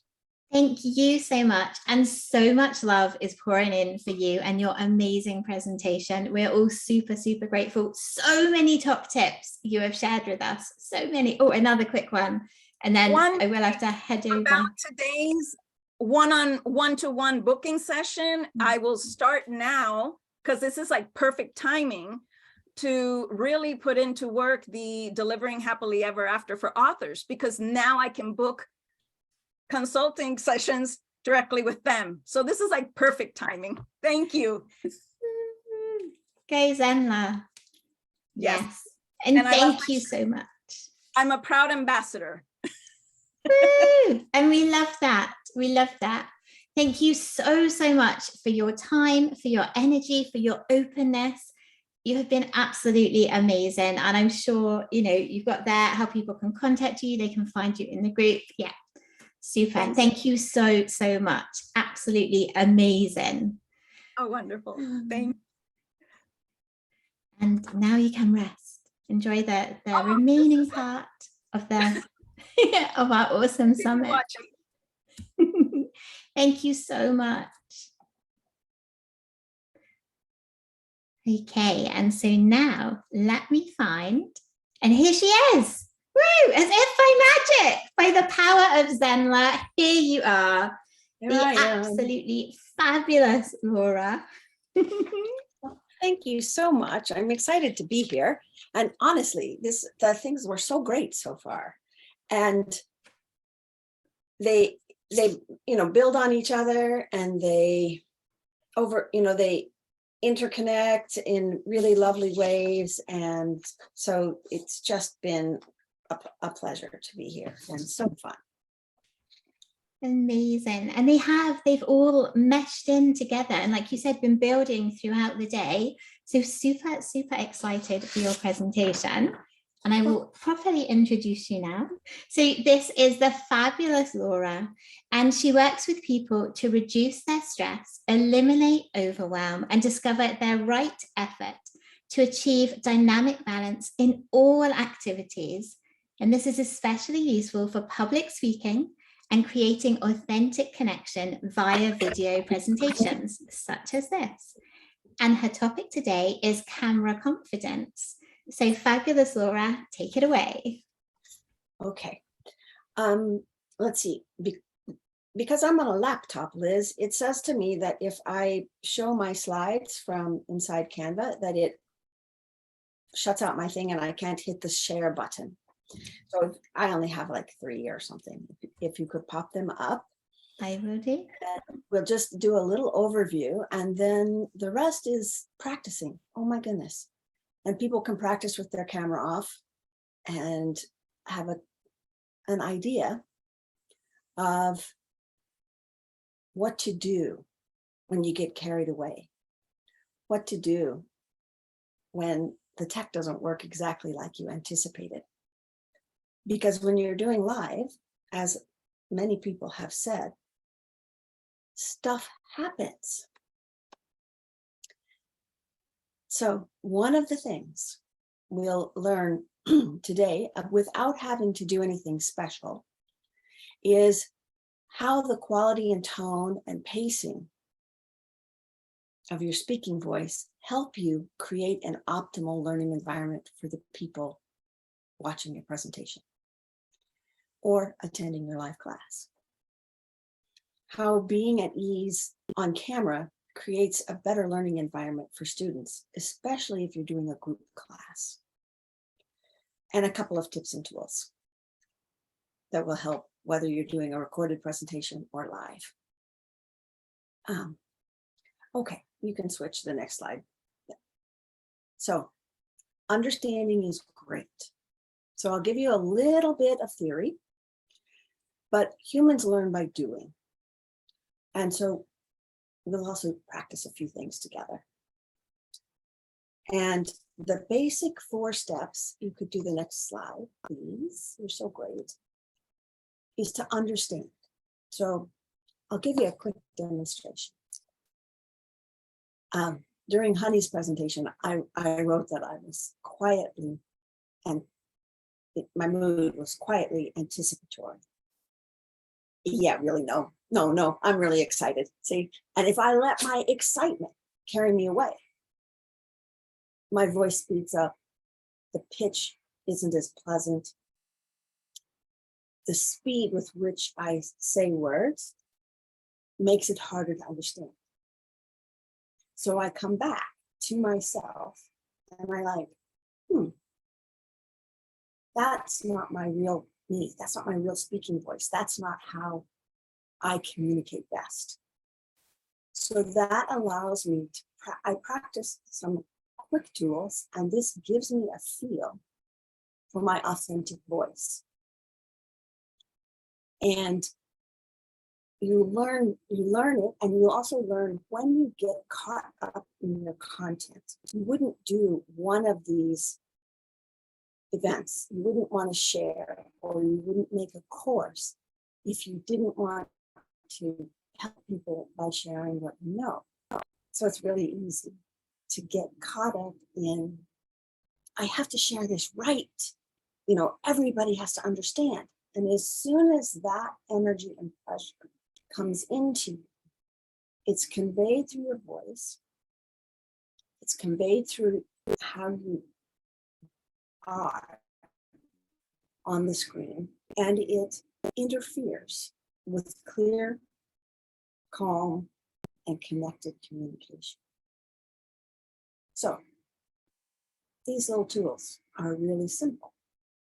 The first one, and if you want to do it, you can do it now or later, but is just to make a fist and squeeze it tighter and squeeze it tighter.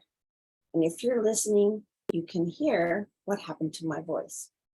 Then I just stopped squeezing. And I felt everything shift. You might have to practice this a little bit. The reason this is so is because our whole bodies are connected. And if we are tense somewhere, anywhere, backache, neck ache, headache, that tension will go everywhere. So we will work on this a little bit more, but if you can just show the last slide, and if you wanted to know any more about this, my website is Dancing with Ease, because the difference between squeezing and squeezing and squeezing and not squeezing is ease. And I call this process body-brain balance. So thank you, Liz, you could take those off. And the thing I wanted to share that I hope you learn and understand after this is to be kind when you listen to your voice. When I was young, I sounded like Minnie Mouse on a tape recorder, speeded up fast. And it was because I thought so fast, I couldn't keep up with it when I was speaking. And people would get bored and they wouldn't be paying attention. And I would try to talk faster and say more and share more. And so the exact thing I did produced the exact result I didn't want. So the first thing is to be very clear about what you want to share and see if you can thin it down to a couple of bullet points. And then, like Honey said, do the things that make you comfortable. Have a good chair. Have a little water close by. Have some light that you like. If you wear glasses, check that the light doesn't glare on them. I have a new pair of glasses and I can't wear them for video. They just shine. I don't know, I bought the wrong kind or something. But it's also, we are humans, teaching humans. We aren't supreme beings teaching lesser than people. And so I was reminded when Lorelei was giving her presentation about making the audience feel part of the presentation. If I or we or you speak at the screen or the camera, we create a barrier. If I pay attention to what's happening in my whole body, I can hear in the tone of my voice if I'm getting off track. And when I'm at ease in myself, I create a space, even on video, on screen, that gives people permission to be at ease in themselves. And then the content, this time, how to be at ease. That's just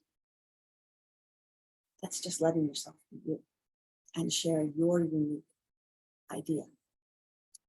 So another way we can get in touch with our body is to pay attention to it. It's talking to us all the time. Your body's talking to you all the time. A lot of times we can't understand the language that the body uses. So if you're breathing quickly, short breaths, this means you're excited. Especially I used to teach dancing. So dancing with ease is this ease moves around in your body, moves around in your life. It moves around in your mind. You know, you have things like that you scare yourself with. And when you do that, you lost your ease. You went away. So it's like a dance. Sometimes you're in flow and the ease is just going right along and you're riding along it and it's perfect. It's one of those classes where you knew the answer to every question that a student asked. You had planned your material and it was exactly the right amount of material for your session. And that's just great. Other times, if you take questions in the middle, somebody asks a question and it completely derails your planned lesson. And then what do you do? If you start thinking, oh my God, I wasn't ready for that question. I didn't want them to ask that then, and this and that, and this and that, and this and that. And then your brain takes the wrong track. It goes off really fast. And our brains all do that. And we just say, oh, let's come back. And when you come back to the center of you and are at ease, you can figure out more quickly how to bring the topic back, how to gracefully say, that's such an important piece of information, and I'm planning to get to that in the next lesson or 2 lessons down the road. And then move right back to your own topic. And again, being kind to yourself for getting thrown off balance. Being kind to yourself that you had your notes and suddenly they're in the wrong order. Just tell people that. That's what I do. Well, I thought I had this totally organized and my final page is on top. And then they don't feel so worried about making a mistake because everybody makes mistakes. And learning, coming to your class is a big hurdle because they're admitting that they don't know something and they want to know something new. And this puts them in this, I'm not good enough. If I was good enough, I would know this already, or I wouldn't need to learn this, or any of 101 of those things.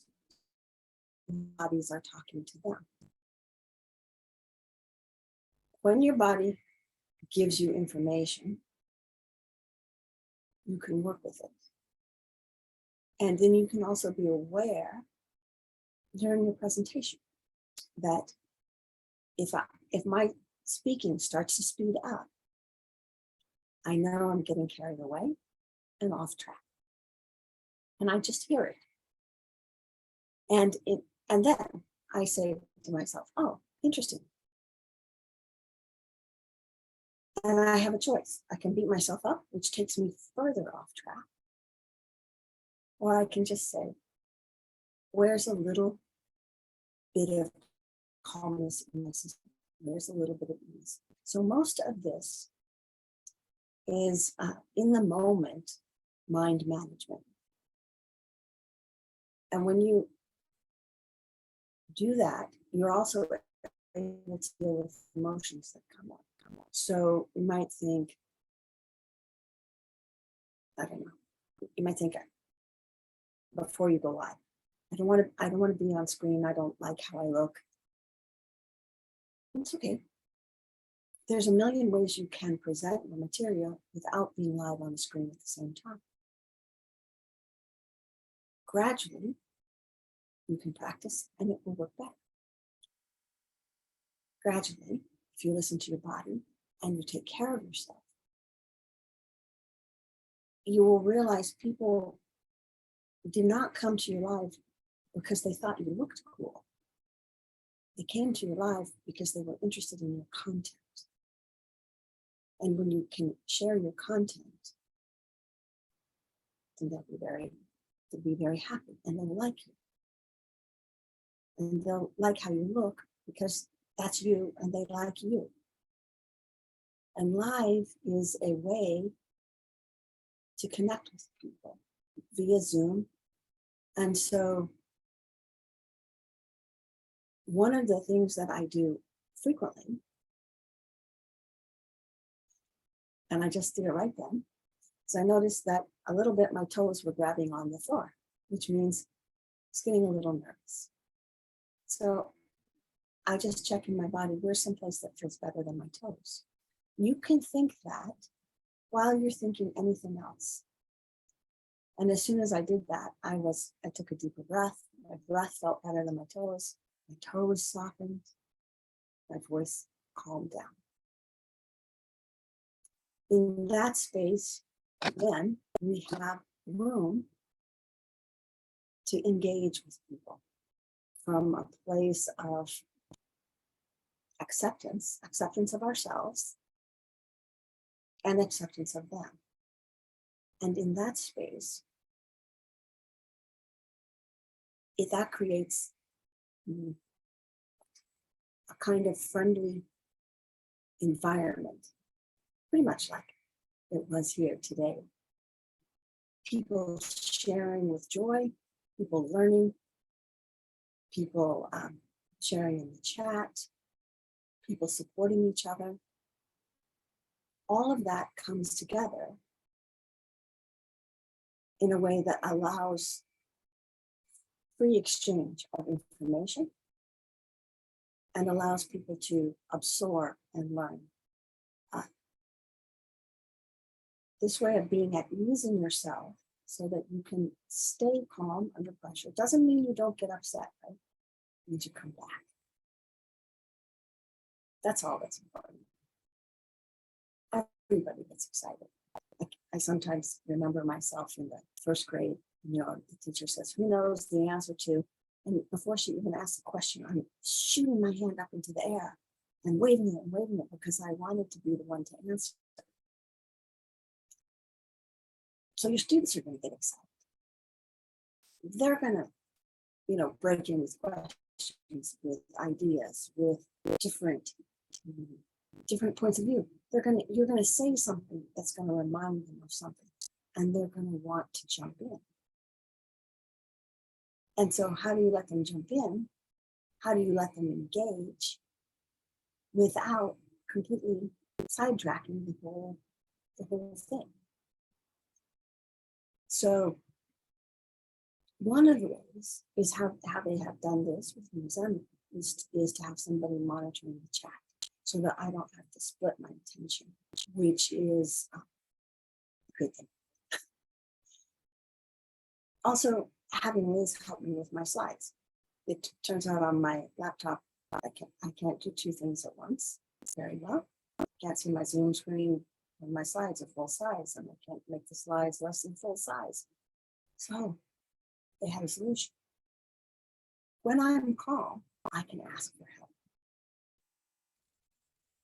When I'm bound up in my idea, right? This is the mind management piece. This has to go this way and it has to turn out a certain way. That doesn't help me connect with you. That just shows you this hard thing. That's my idea that I turned into a hard object.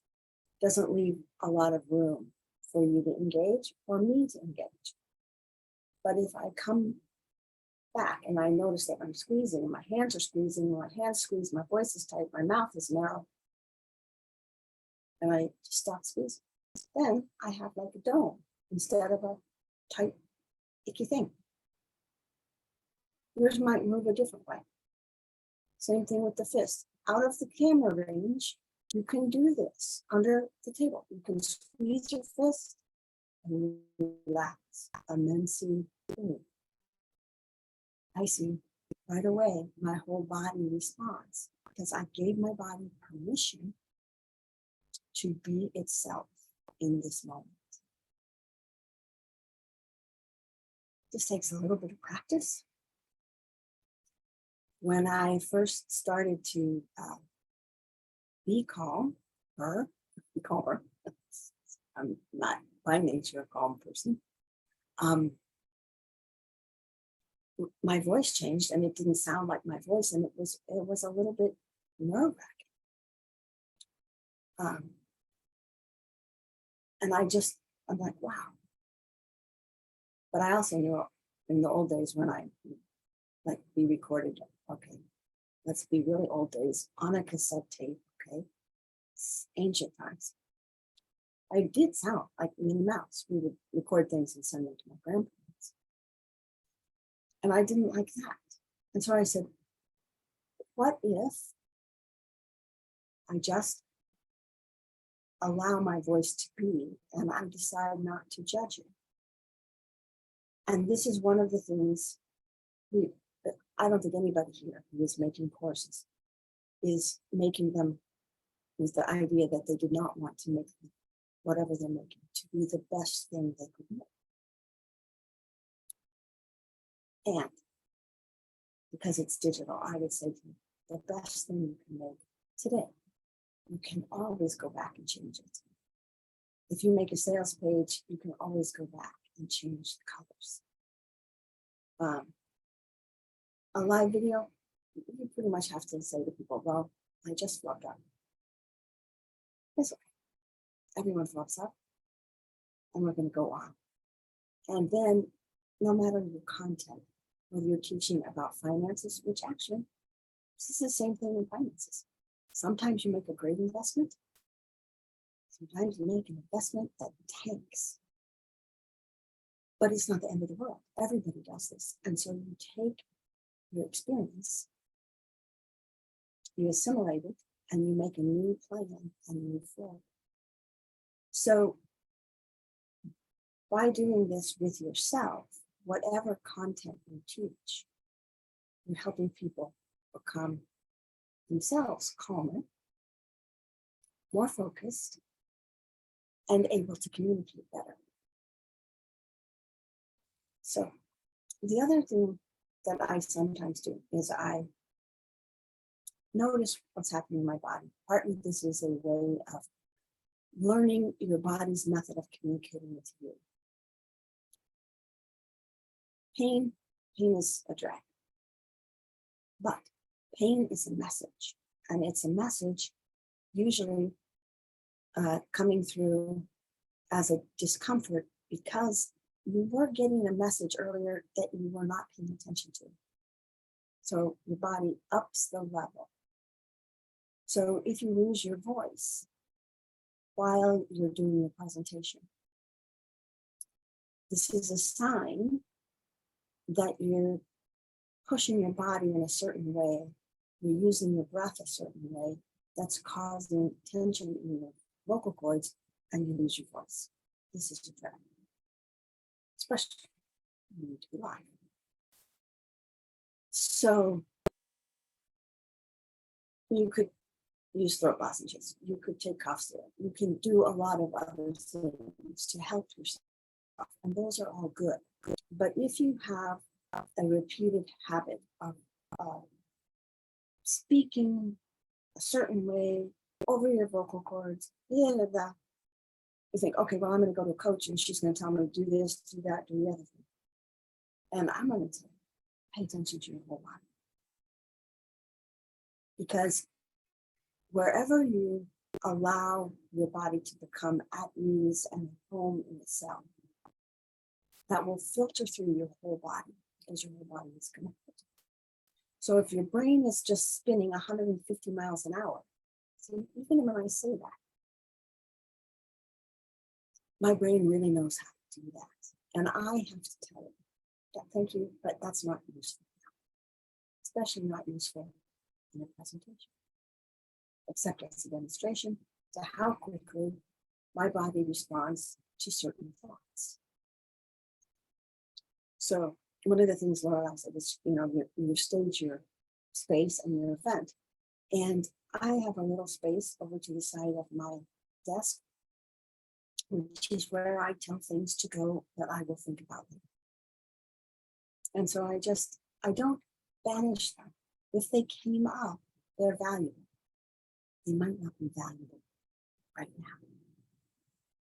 And so the way to take care of that is to notice when I start to think about, I have 1,001 things to do, and I didn't get this done, and I didn't get that done, and then I'm not breathing. When I'm not breathing, my voice gets tight. And so I think, where was easier? And that was the top of my thighs. So I don't have to make myself take a deep breath. I don't have to stretch my neck, bend my head, twist, or do any, do that. There's a million things, except if I do that, it makes my arms go big. I don't have to do all those things. I just have to pay attention to myself and what happens when I think certain thoughts. And if I say to myself, okay, I'm going to pay attention to ease, and I'm going to put this thought over here on the side, and I will address it later, because I do have those things to do. They are on my list. They need to be done. They don't need to be done right now.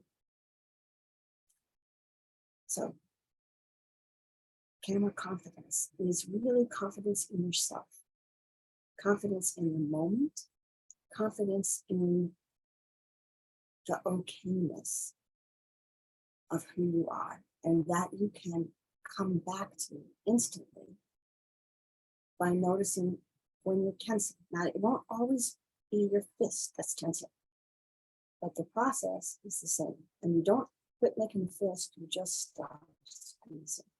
It's a little tiny shift, and that shift leads to more confidence. And then you can do all the tools, like make a private Facebook group and practice when nobody can find you or see you online. That's a great thing.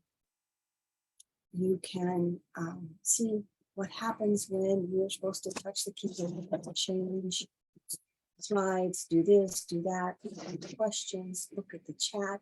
See, do you hear that? Got a little thin because it's all the things. And I can just come back to ease and say, how easily can I look at the chat? Change the slide, change the presentation. So your tools are to pay attention to your body. I like to do a scan, like Honey said, a scan. I think of it as, like Star Trek and a transporter, and that little light goes all the way down your body. And you're checking for any place that feels a little bit tense. And if you feel that, you say, oh, that's interesting. Not that it's bad, not that it's wrong, just interesting. And then you say, what feels better than, and you might have had, like I had a little tension behind my left shoulder. What feels better than my left shoulder? Would be my right shoulder. Often, what feels better than my right shoulder? My left hip. See, and you never know what your body is going to tell you feels better until you open the door to what feels better. And when you do that, everything shifts a little bit, and you can be right here, right now, ready to show up as yourself and give all of your students permission to show up as themselves so that you can share and learn and grow together. So I hope that gave you an understanding of how your tone and pacing can get overwhelmed by excitement, and how you can just do, even just in your lap, you can hold this under the screen, nobody can see it, you squeeze and squeeze, and then you stop squeezing, and that reminds your body of its natural, at ease, right here, state of being. So that was most of my talk.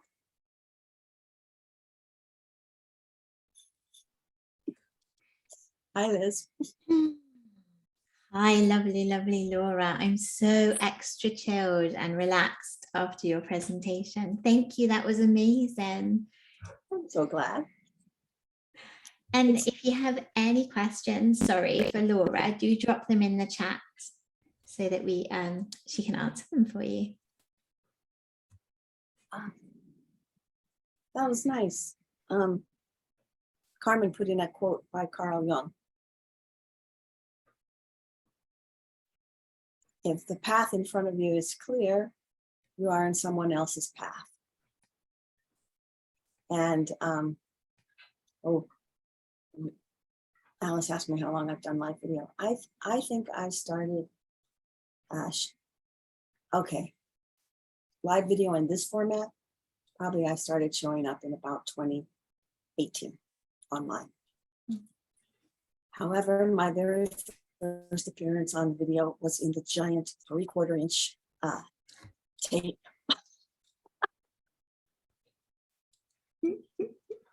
The ancient format of video with the great big huge cameras. Hannah asked about voice training exercises.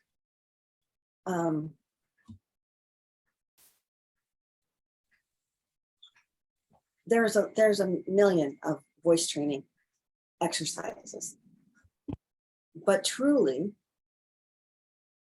your body will autocorrect. This is the thing. If I think, okay, let me see. Your vocal cords know how to work. If I think I need to take a deep breath, now I have all this tension in my chest, and suddenly I'm pushing the air out my vocal cords. So I know, sorry, I apologize. What Liz just did is she copied me, because this is what we do, is we copy each other with mirror neurons. So this is why sometimes, like if you're listening to a really beautiful singer, you can kind of like sing along with them really well, because your body follows that. And you're not on stage, you're in your shower or you're in your living room. And so you're not worried about somebody seeing you. So your voice is freed. So that was Hannah that asked that. So what I do is I work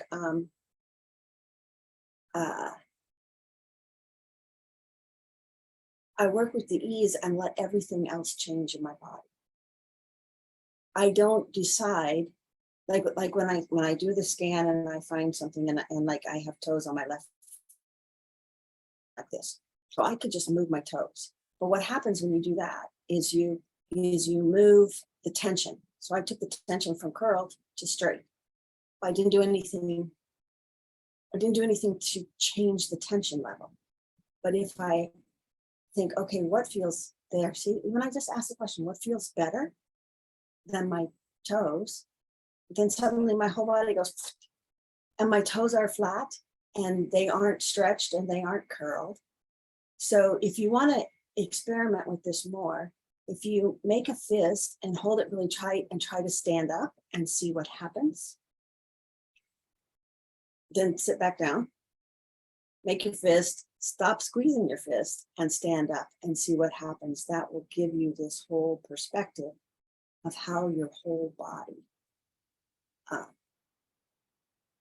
works together as a unit and how it can autocorrect. Because it's built to autocorrect. We just get in the way, and when we, what's another one? There's a breathing exercises, and you can do all kinds of breathing exercises. But your body is designed to breathe how it needs to breathe in every situation. So if you're going to dive underwater, it knows to take a deep breath before you go underwater. But I don't need to do that when I'm speaking, because it knows how to speak in there. Lorelei says, the energy of the author she's interviewing. Oh, this is really key. That's really key, because we can pick up other people's energy and we can become not how we are.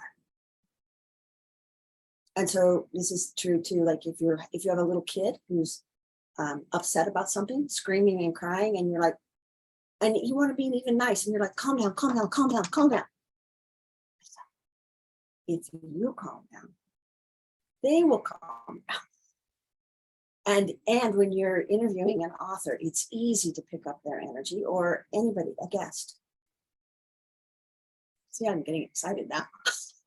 So if you notice, oh, I'm speeding up like the author, and you just check back in with yourself, you'll slow down, and probably the author will slow down a little bit. So it's really very fun. Well, thank you, Hannah. And I saw Kevin. I know Kevin from a long time ago.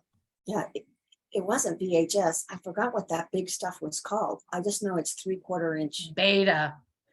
Beta. Is it really beta? Betamax. Betamax. I'm dating myself. No, it's okay. I threw mine away. It was really hard. I transferred them all to CD so that I could carry them everywhere. Actually, I paid someone to transfer them. And then I had asked him to dispose of them, and he boxed them up really neatly. And he said, I cannot. He was a video guy, right? For a long time video guy. I cannot throw these away. These are historic documents. And I'm like, nobody has a machine to play them but you. Well, now it's all on the cloud, Laura. Ah, yes. Oh, there's Lorelei. Yeah, you want to make your guests feel comfortable. And you saw when I did something funny and Liz copied me. She went to tension. So if we're tense in an interview, then that tension is going to communicate itself to the guest. And if we're easy, they'll join us in ease, because ease is so much fun. Yeah. Thank you very much. Thank you. And it's interesting that you noticed, because yeah, as you did it, I matched you, because obviously I'm deeply in rapport with you, you know, definitely there through the session. And then immediately my brain went, and calm. And so it's amazing how quick you can reset, and that checking in with yourself is so important. And in the middle of your lives, if there's a tiny thing, you know, that goes a little bit wrong, it's okay. You know, check in with yourself, just let it relax and go. So such amazing top tips. Thank you so much, Laura. Well, thank you. And thank you very much for inviting me. And I was telling people all the time, I do better person to person to come, because the community here is so powerful. I think that is, it's probably more than half of it for me. You know, knowing that I can send a question. You know, my stuff is a little gooey, what I do. It's not concrete, but to be able to have a platform to share it, and then to be able to talk to people when I'm like, well, I know I should be able to do X, Y, and Z, and go to a Zen zone and have somebody say, look here, do this, try that. Or to see other people's work, like Lorelei. I remember when she was just starting out. Oh my gosh, she had 5 million ideas and no structure. And now the whole thing is built. And to be part, I'm not really part of having it happen, but I'm part of witnessing it happen. And so then there's other people like Hannah. I see her a lot in the Zen zone that I go to. And what I wish is that there was a library that we could see all the people and what they do. Because the diversity you got in the summit, Alice, is really wide.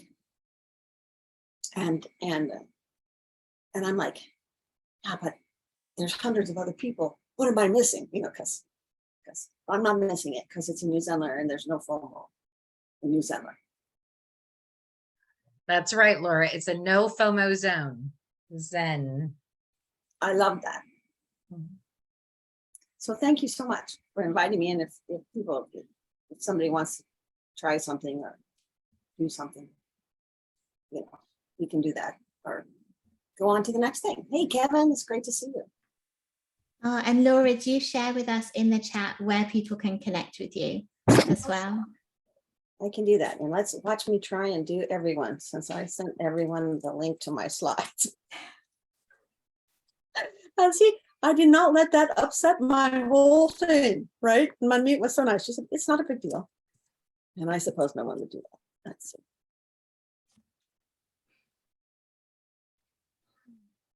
So, yes, Rakesh, no FOMO. I love that. I mean, really and truly, it is one of the things that makes it so nice. And I want to say that the tech team, they're really great. I never had a problem in 2.5 years till recently. And they worked with me till we could figure out the language. Our language was messed up. Like I called something one thing and they called it another thing, which would be my usual state of affairs in the world.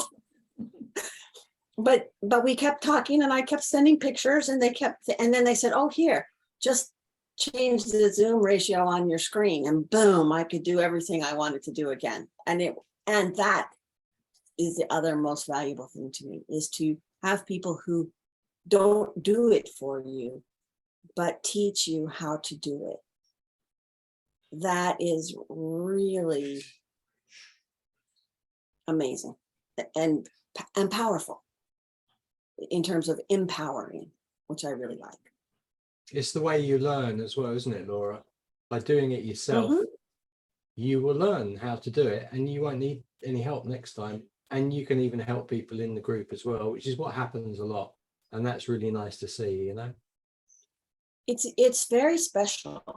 And that's what is one of the things about the community that I said, you know, like, and when people ask questions in the Facebook group, a lot of times I learn stuff that I file away that I don't need yet, but I know, oh, that's really useful information, and I can save it.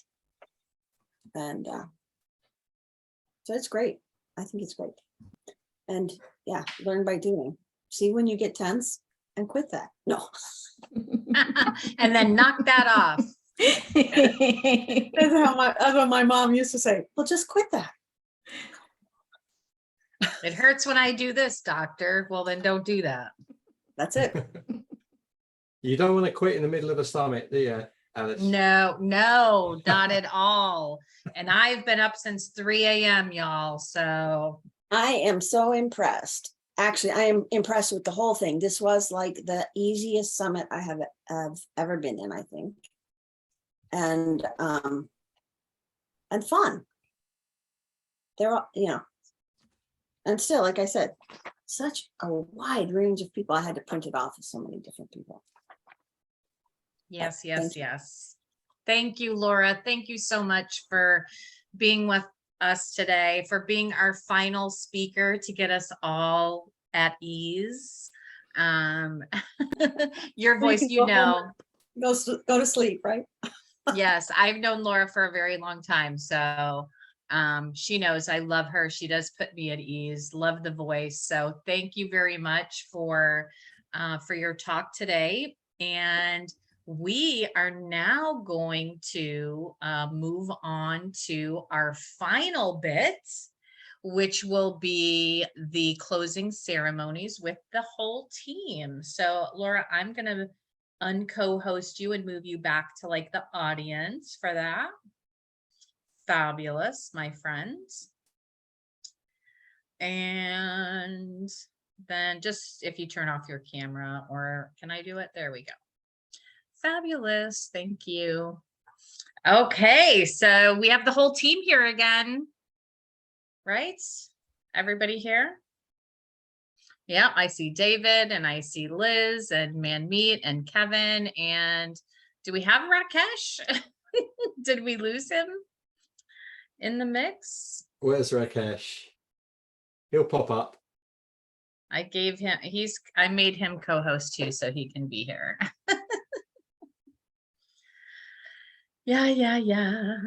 Okay, so now what we want to do is we want to give you a bit of an update from the team on some of the things that we have coming up that'll be really important for you, because one of the things that we are constantly asked about, one of the key reasons that we wanted to run this summit when we did was because we wanted to be able to show you all how to do a summit.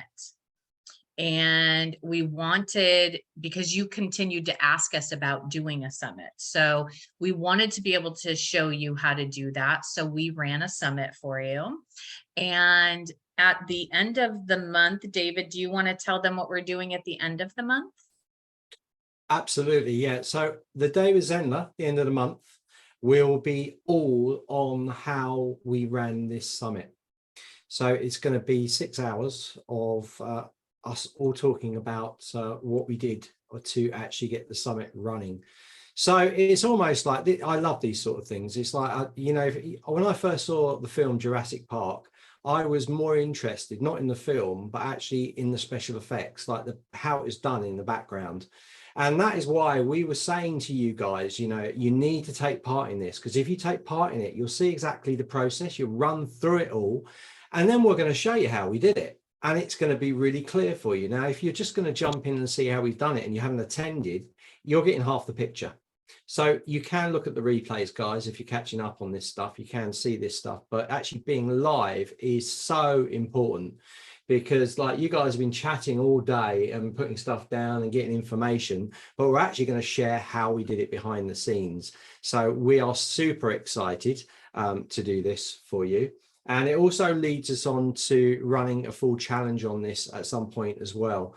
So Kevin's in charge of all their challenges, so he will set when that's going to go ahead. But we're going to do this day with Zenler and show you what we did for this summit. And that was really the main reason why we wanted to run a summit, just to show you how we do it here. And as Alice has already said, and Kevin's mentioned in the past, there's hundreds of ways to run a summit. You can run it in so many different ways. So we'll also maybe look at some options as well. That might go into the challenge that we're going to run. But the day Zenler, we're going to go through it all. And you can ask questions as well. So, you know, it's going to be an action-packed day. And we're really looking forward to it. Absolutely. And that's going to be on the 28th of October. And eventually there will be a link in the Facebook group for the event. And we will probably go ahead and send out an email update follow-up to just all the people from in the summit to let you know what that link is for a day with Zenler, so you can mark it on your calendar, because it's going to be, the whole team is going to be involved again with this review of the summit and talking with you about the different ways to run a summit and have that live event for your own experience, for your own audience, the way that we have today. And what else do we have coming up? We will talk about anything else anybody on the team wants to mention. Yeah, I'd like to mention quickly, Jim, I wasn't calling everybody a dinosaur. He's asking, are we calling them all dinosaurs? No, I'm not. I think I'm the oldest one here, so I'm the dinosaur, if anything. Yeah. All right. Oh my goodness. I don't know. Are you older than me, David? Maybe. One thing that I did want to mention is that we are going to give away some swag, and that swag will be given away in the Facebook group. We're going to create a post in the Facebook group, and that post is going to be asking you to share your favorite thing about the summit, your favorite part, your favorite bit, anything that you would like to share with us. And everyone who shares that information with us will go into a drawing in order to poll, and we will pop up and do that live as well, the drawing for that, because David has a magical thing called the spin wheel that we put the information in. He's the master of the spin wheel. He's master of spin, and that is how we will draw the names for the swag giveaway. So be sure to also keep an eye out for that. So you're keeping an eye out for the swag giveaway for the summit. You're keeping an eye out for a day with Zenler special edition for summits that is coming up on the 28th of this month. So that you can know some of the behind the scenes that we had going on here for the summit, and also some additional things that you might want to try out with your own summit. Anything else from anybody? Yeah, can I just add something in? Absolutely, Kevin. The first thing is the summit, and I don't know if we've totally covered this, but I just want to remind everybody, the summit was done with all of the new Zenler tools that you have available in your Pro and Premium accounts. So, and this is really important because a lot of the boot camps we do, the trainings we do, the events that we do, we want to use the tools that we ask you to use. And if you can see us doing something, then the chances are you can do it too. And you may just not know how to, which is why we do boot camps. This is why we're going to do a special day with Zenler and all of that stuff. So it's really important that we're not going out using other software or expensive things that you're thinking, oh, I haven't got the budget for that. If you're on a Pro or Premium account, you can do what we do. And that's really important to remind everybody about that, because I do know there's been the odd question come up in the Facebook group. They're not quite sure how it works. Do they need an external this or that or whatever? And the answer is, when we're doing this stuff, if we use an external tool, and the only one that I know of that we use is Searchy for the main course. Apart from that, everything's new Zenler. So if we've got it, you've got it. It's that simple. The other thing as well that I wanted to really highlight from today, and I know a lot of people watching this, I mean, I don't know where you are in your online world, whether this is new to you, whether you've been doing it for a while or not, but we've heard from some speakers today, and there's a lot of people on the panel here, on the team here, that didn't come from a digital world.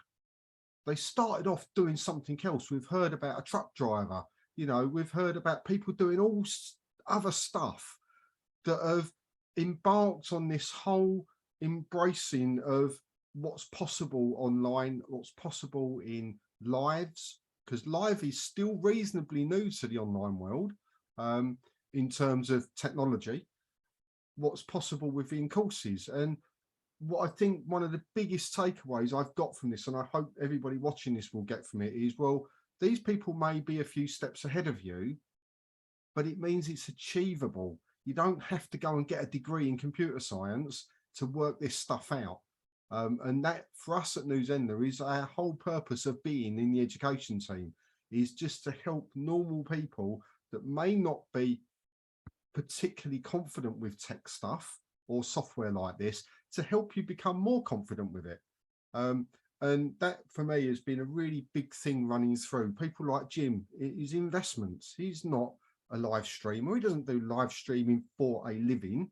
It's part of what he does now within his business. So for me, that was a big thing that I just wanted to say, you know what, if you are sitting there and you're thinking, I can't do what they've done today, they probably thought that at some point too.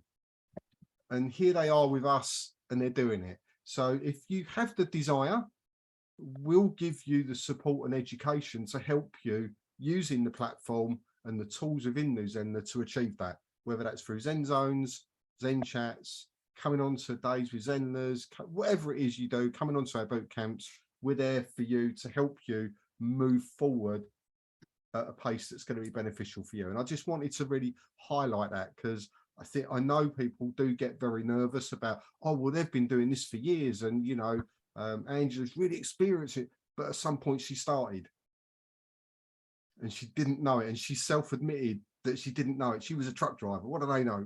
I was a truck driver. What do they know about the online world? Not very much. But here she is running massive live events, successful, doing really quite well out of it. And we're there to support you. And that's what I wanted to sort of really just round up my thoughts on for the summit, really. Yes, yes, yes. Well said, Kevin. Thank you. David. Yeah, absolutely. I'm just echoing what Kevin said, really. I mean, we all started somewhere and we didn't know. And as you grow, you just get better. You know, I know there's a lot gone into, like Howard was saying today, you know, just make sure you've got a clear voice. It doesn't really matter about the backgrounds and those sort of things, or if you're a bit blurry. But all those things, they do get better, you know, as you start doing stuff. As long as, I always look at it like this way, you're starting somewhere, analyze what you're doing after you've done everything, and then just see if you can tweak things to make it a little bit better. And if you keep tweaking things and just checking yourself and maybe getting some feedback, you can get up to a level really, really quickly. And, you know, I wish that I'd have been part of the Zenler community when I was starting off, because then I would have accelerated to being the best I could be much, much quicker. I never had any of that. I had to fathom things out for myself. And I'm sure we all did, you know, like the educational area and those sort of things. You know, with Zenler, we've built it all up and we've got all this resources. And remember that our educational support just isn't just on the platform. We're also showing you how to market. And that's a really big subject. And we give it all to you for free. So you're getting all this stuff absolutely free in the platform. You don't need to leave the tutorial site to find something on what you need to know about. And with that, we're always trying to push. The other thing I wanted to announce as well is I want to bring out this series called Leveling Up. And I'd like all the team members to do slots in there. That's probably going to be streamed into the Facebook group. And it's a little tip just to improve. So what you can do to improve how you look on camera, you know, how you speak, to stop ums and ahs and these kind of things. So all these leveling tips, I'm sure Kevin's got a ton of tips. Alice, all team members, like Mindset with Liz and No Mammy, it's got a ton of things, and Rakesh. So all of us are going to drop in and do these little leveling up. And we're just trying to get you to be better. You know, there's nothing wrong with what you're doing at the moment, but if you see holes in what you're doing, and I'm very critical of that, I always look at videos and go, oh no, that's, you know, that's not sharp enough, that's not. And if you can make little tweaks to make it better, why not? So we will be doing leveling up, that will be running in. We're sort of getting that all prepared now, and that will also be coming in as well. So you've seen a few things that we're going to do at Zenler to make things even better for you. Of course, the other thing is, I don't know if you want to mention this, but we've got the Alice, about the Clash of the Creators. Oh, yes, yes, yes. Clash of the Creators. I was going to say, is Kevin doing having a role in that? He will be. He will be. He doesn't know yet, but he will be. I mean, I'm going to be there. Anything with a clash, yeah, let's do it. He's got to be in there, really, isn't he? He's got to be. As the bronze medal winner, he should be.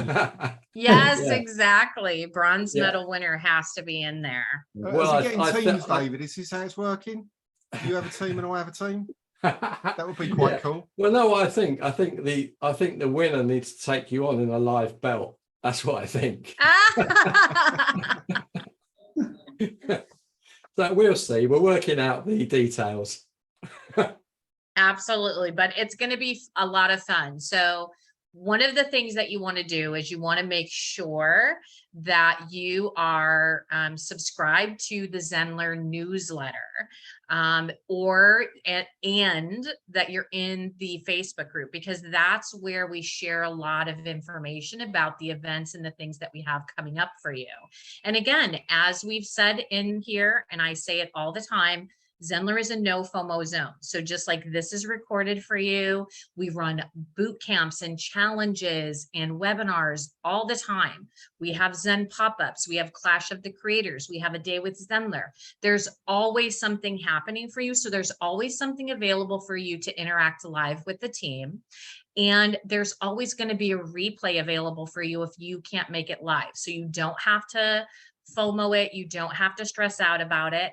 But if you go to the tutorial site and you make sure you're signed up onto the newsletter, you'll get that every couple of weeks so that you know what that kind of calendar looks like. So you can start to add those bits to your calendar that are important for you, that you actually want to make time to show up for. So that's really important. We don't want you to miss out on anything.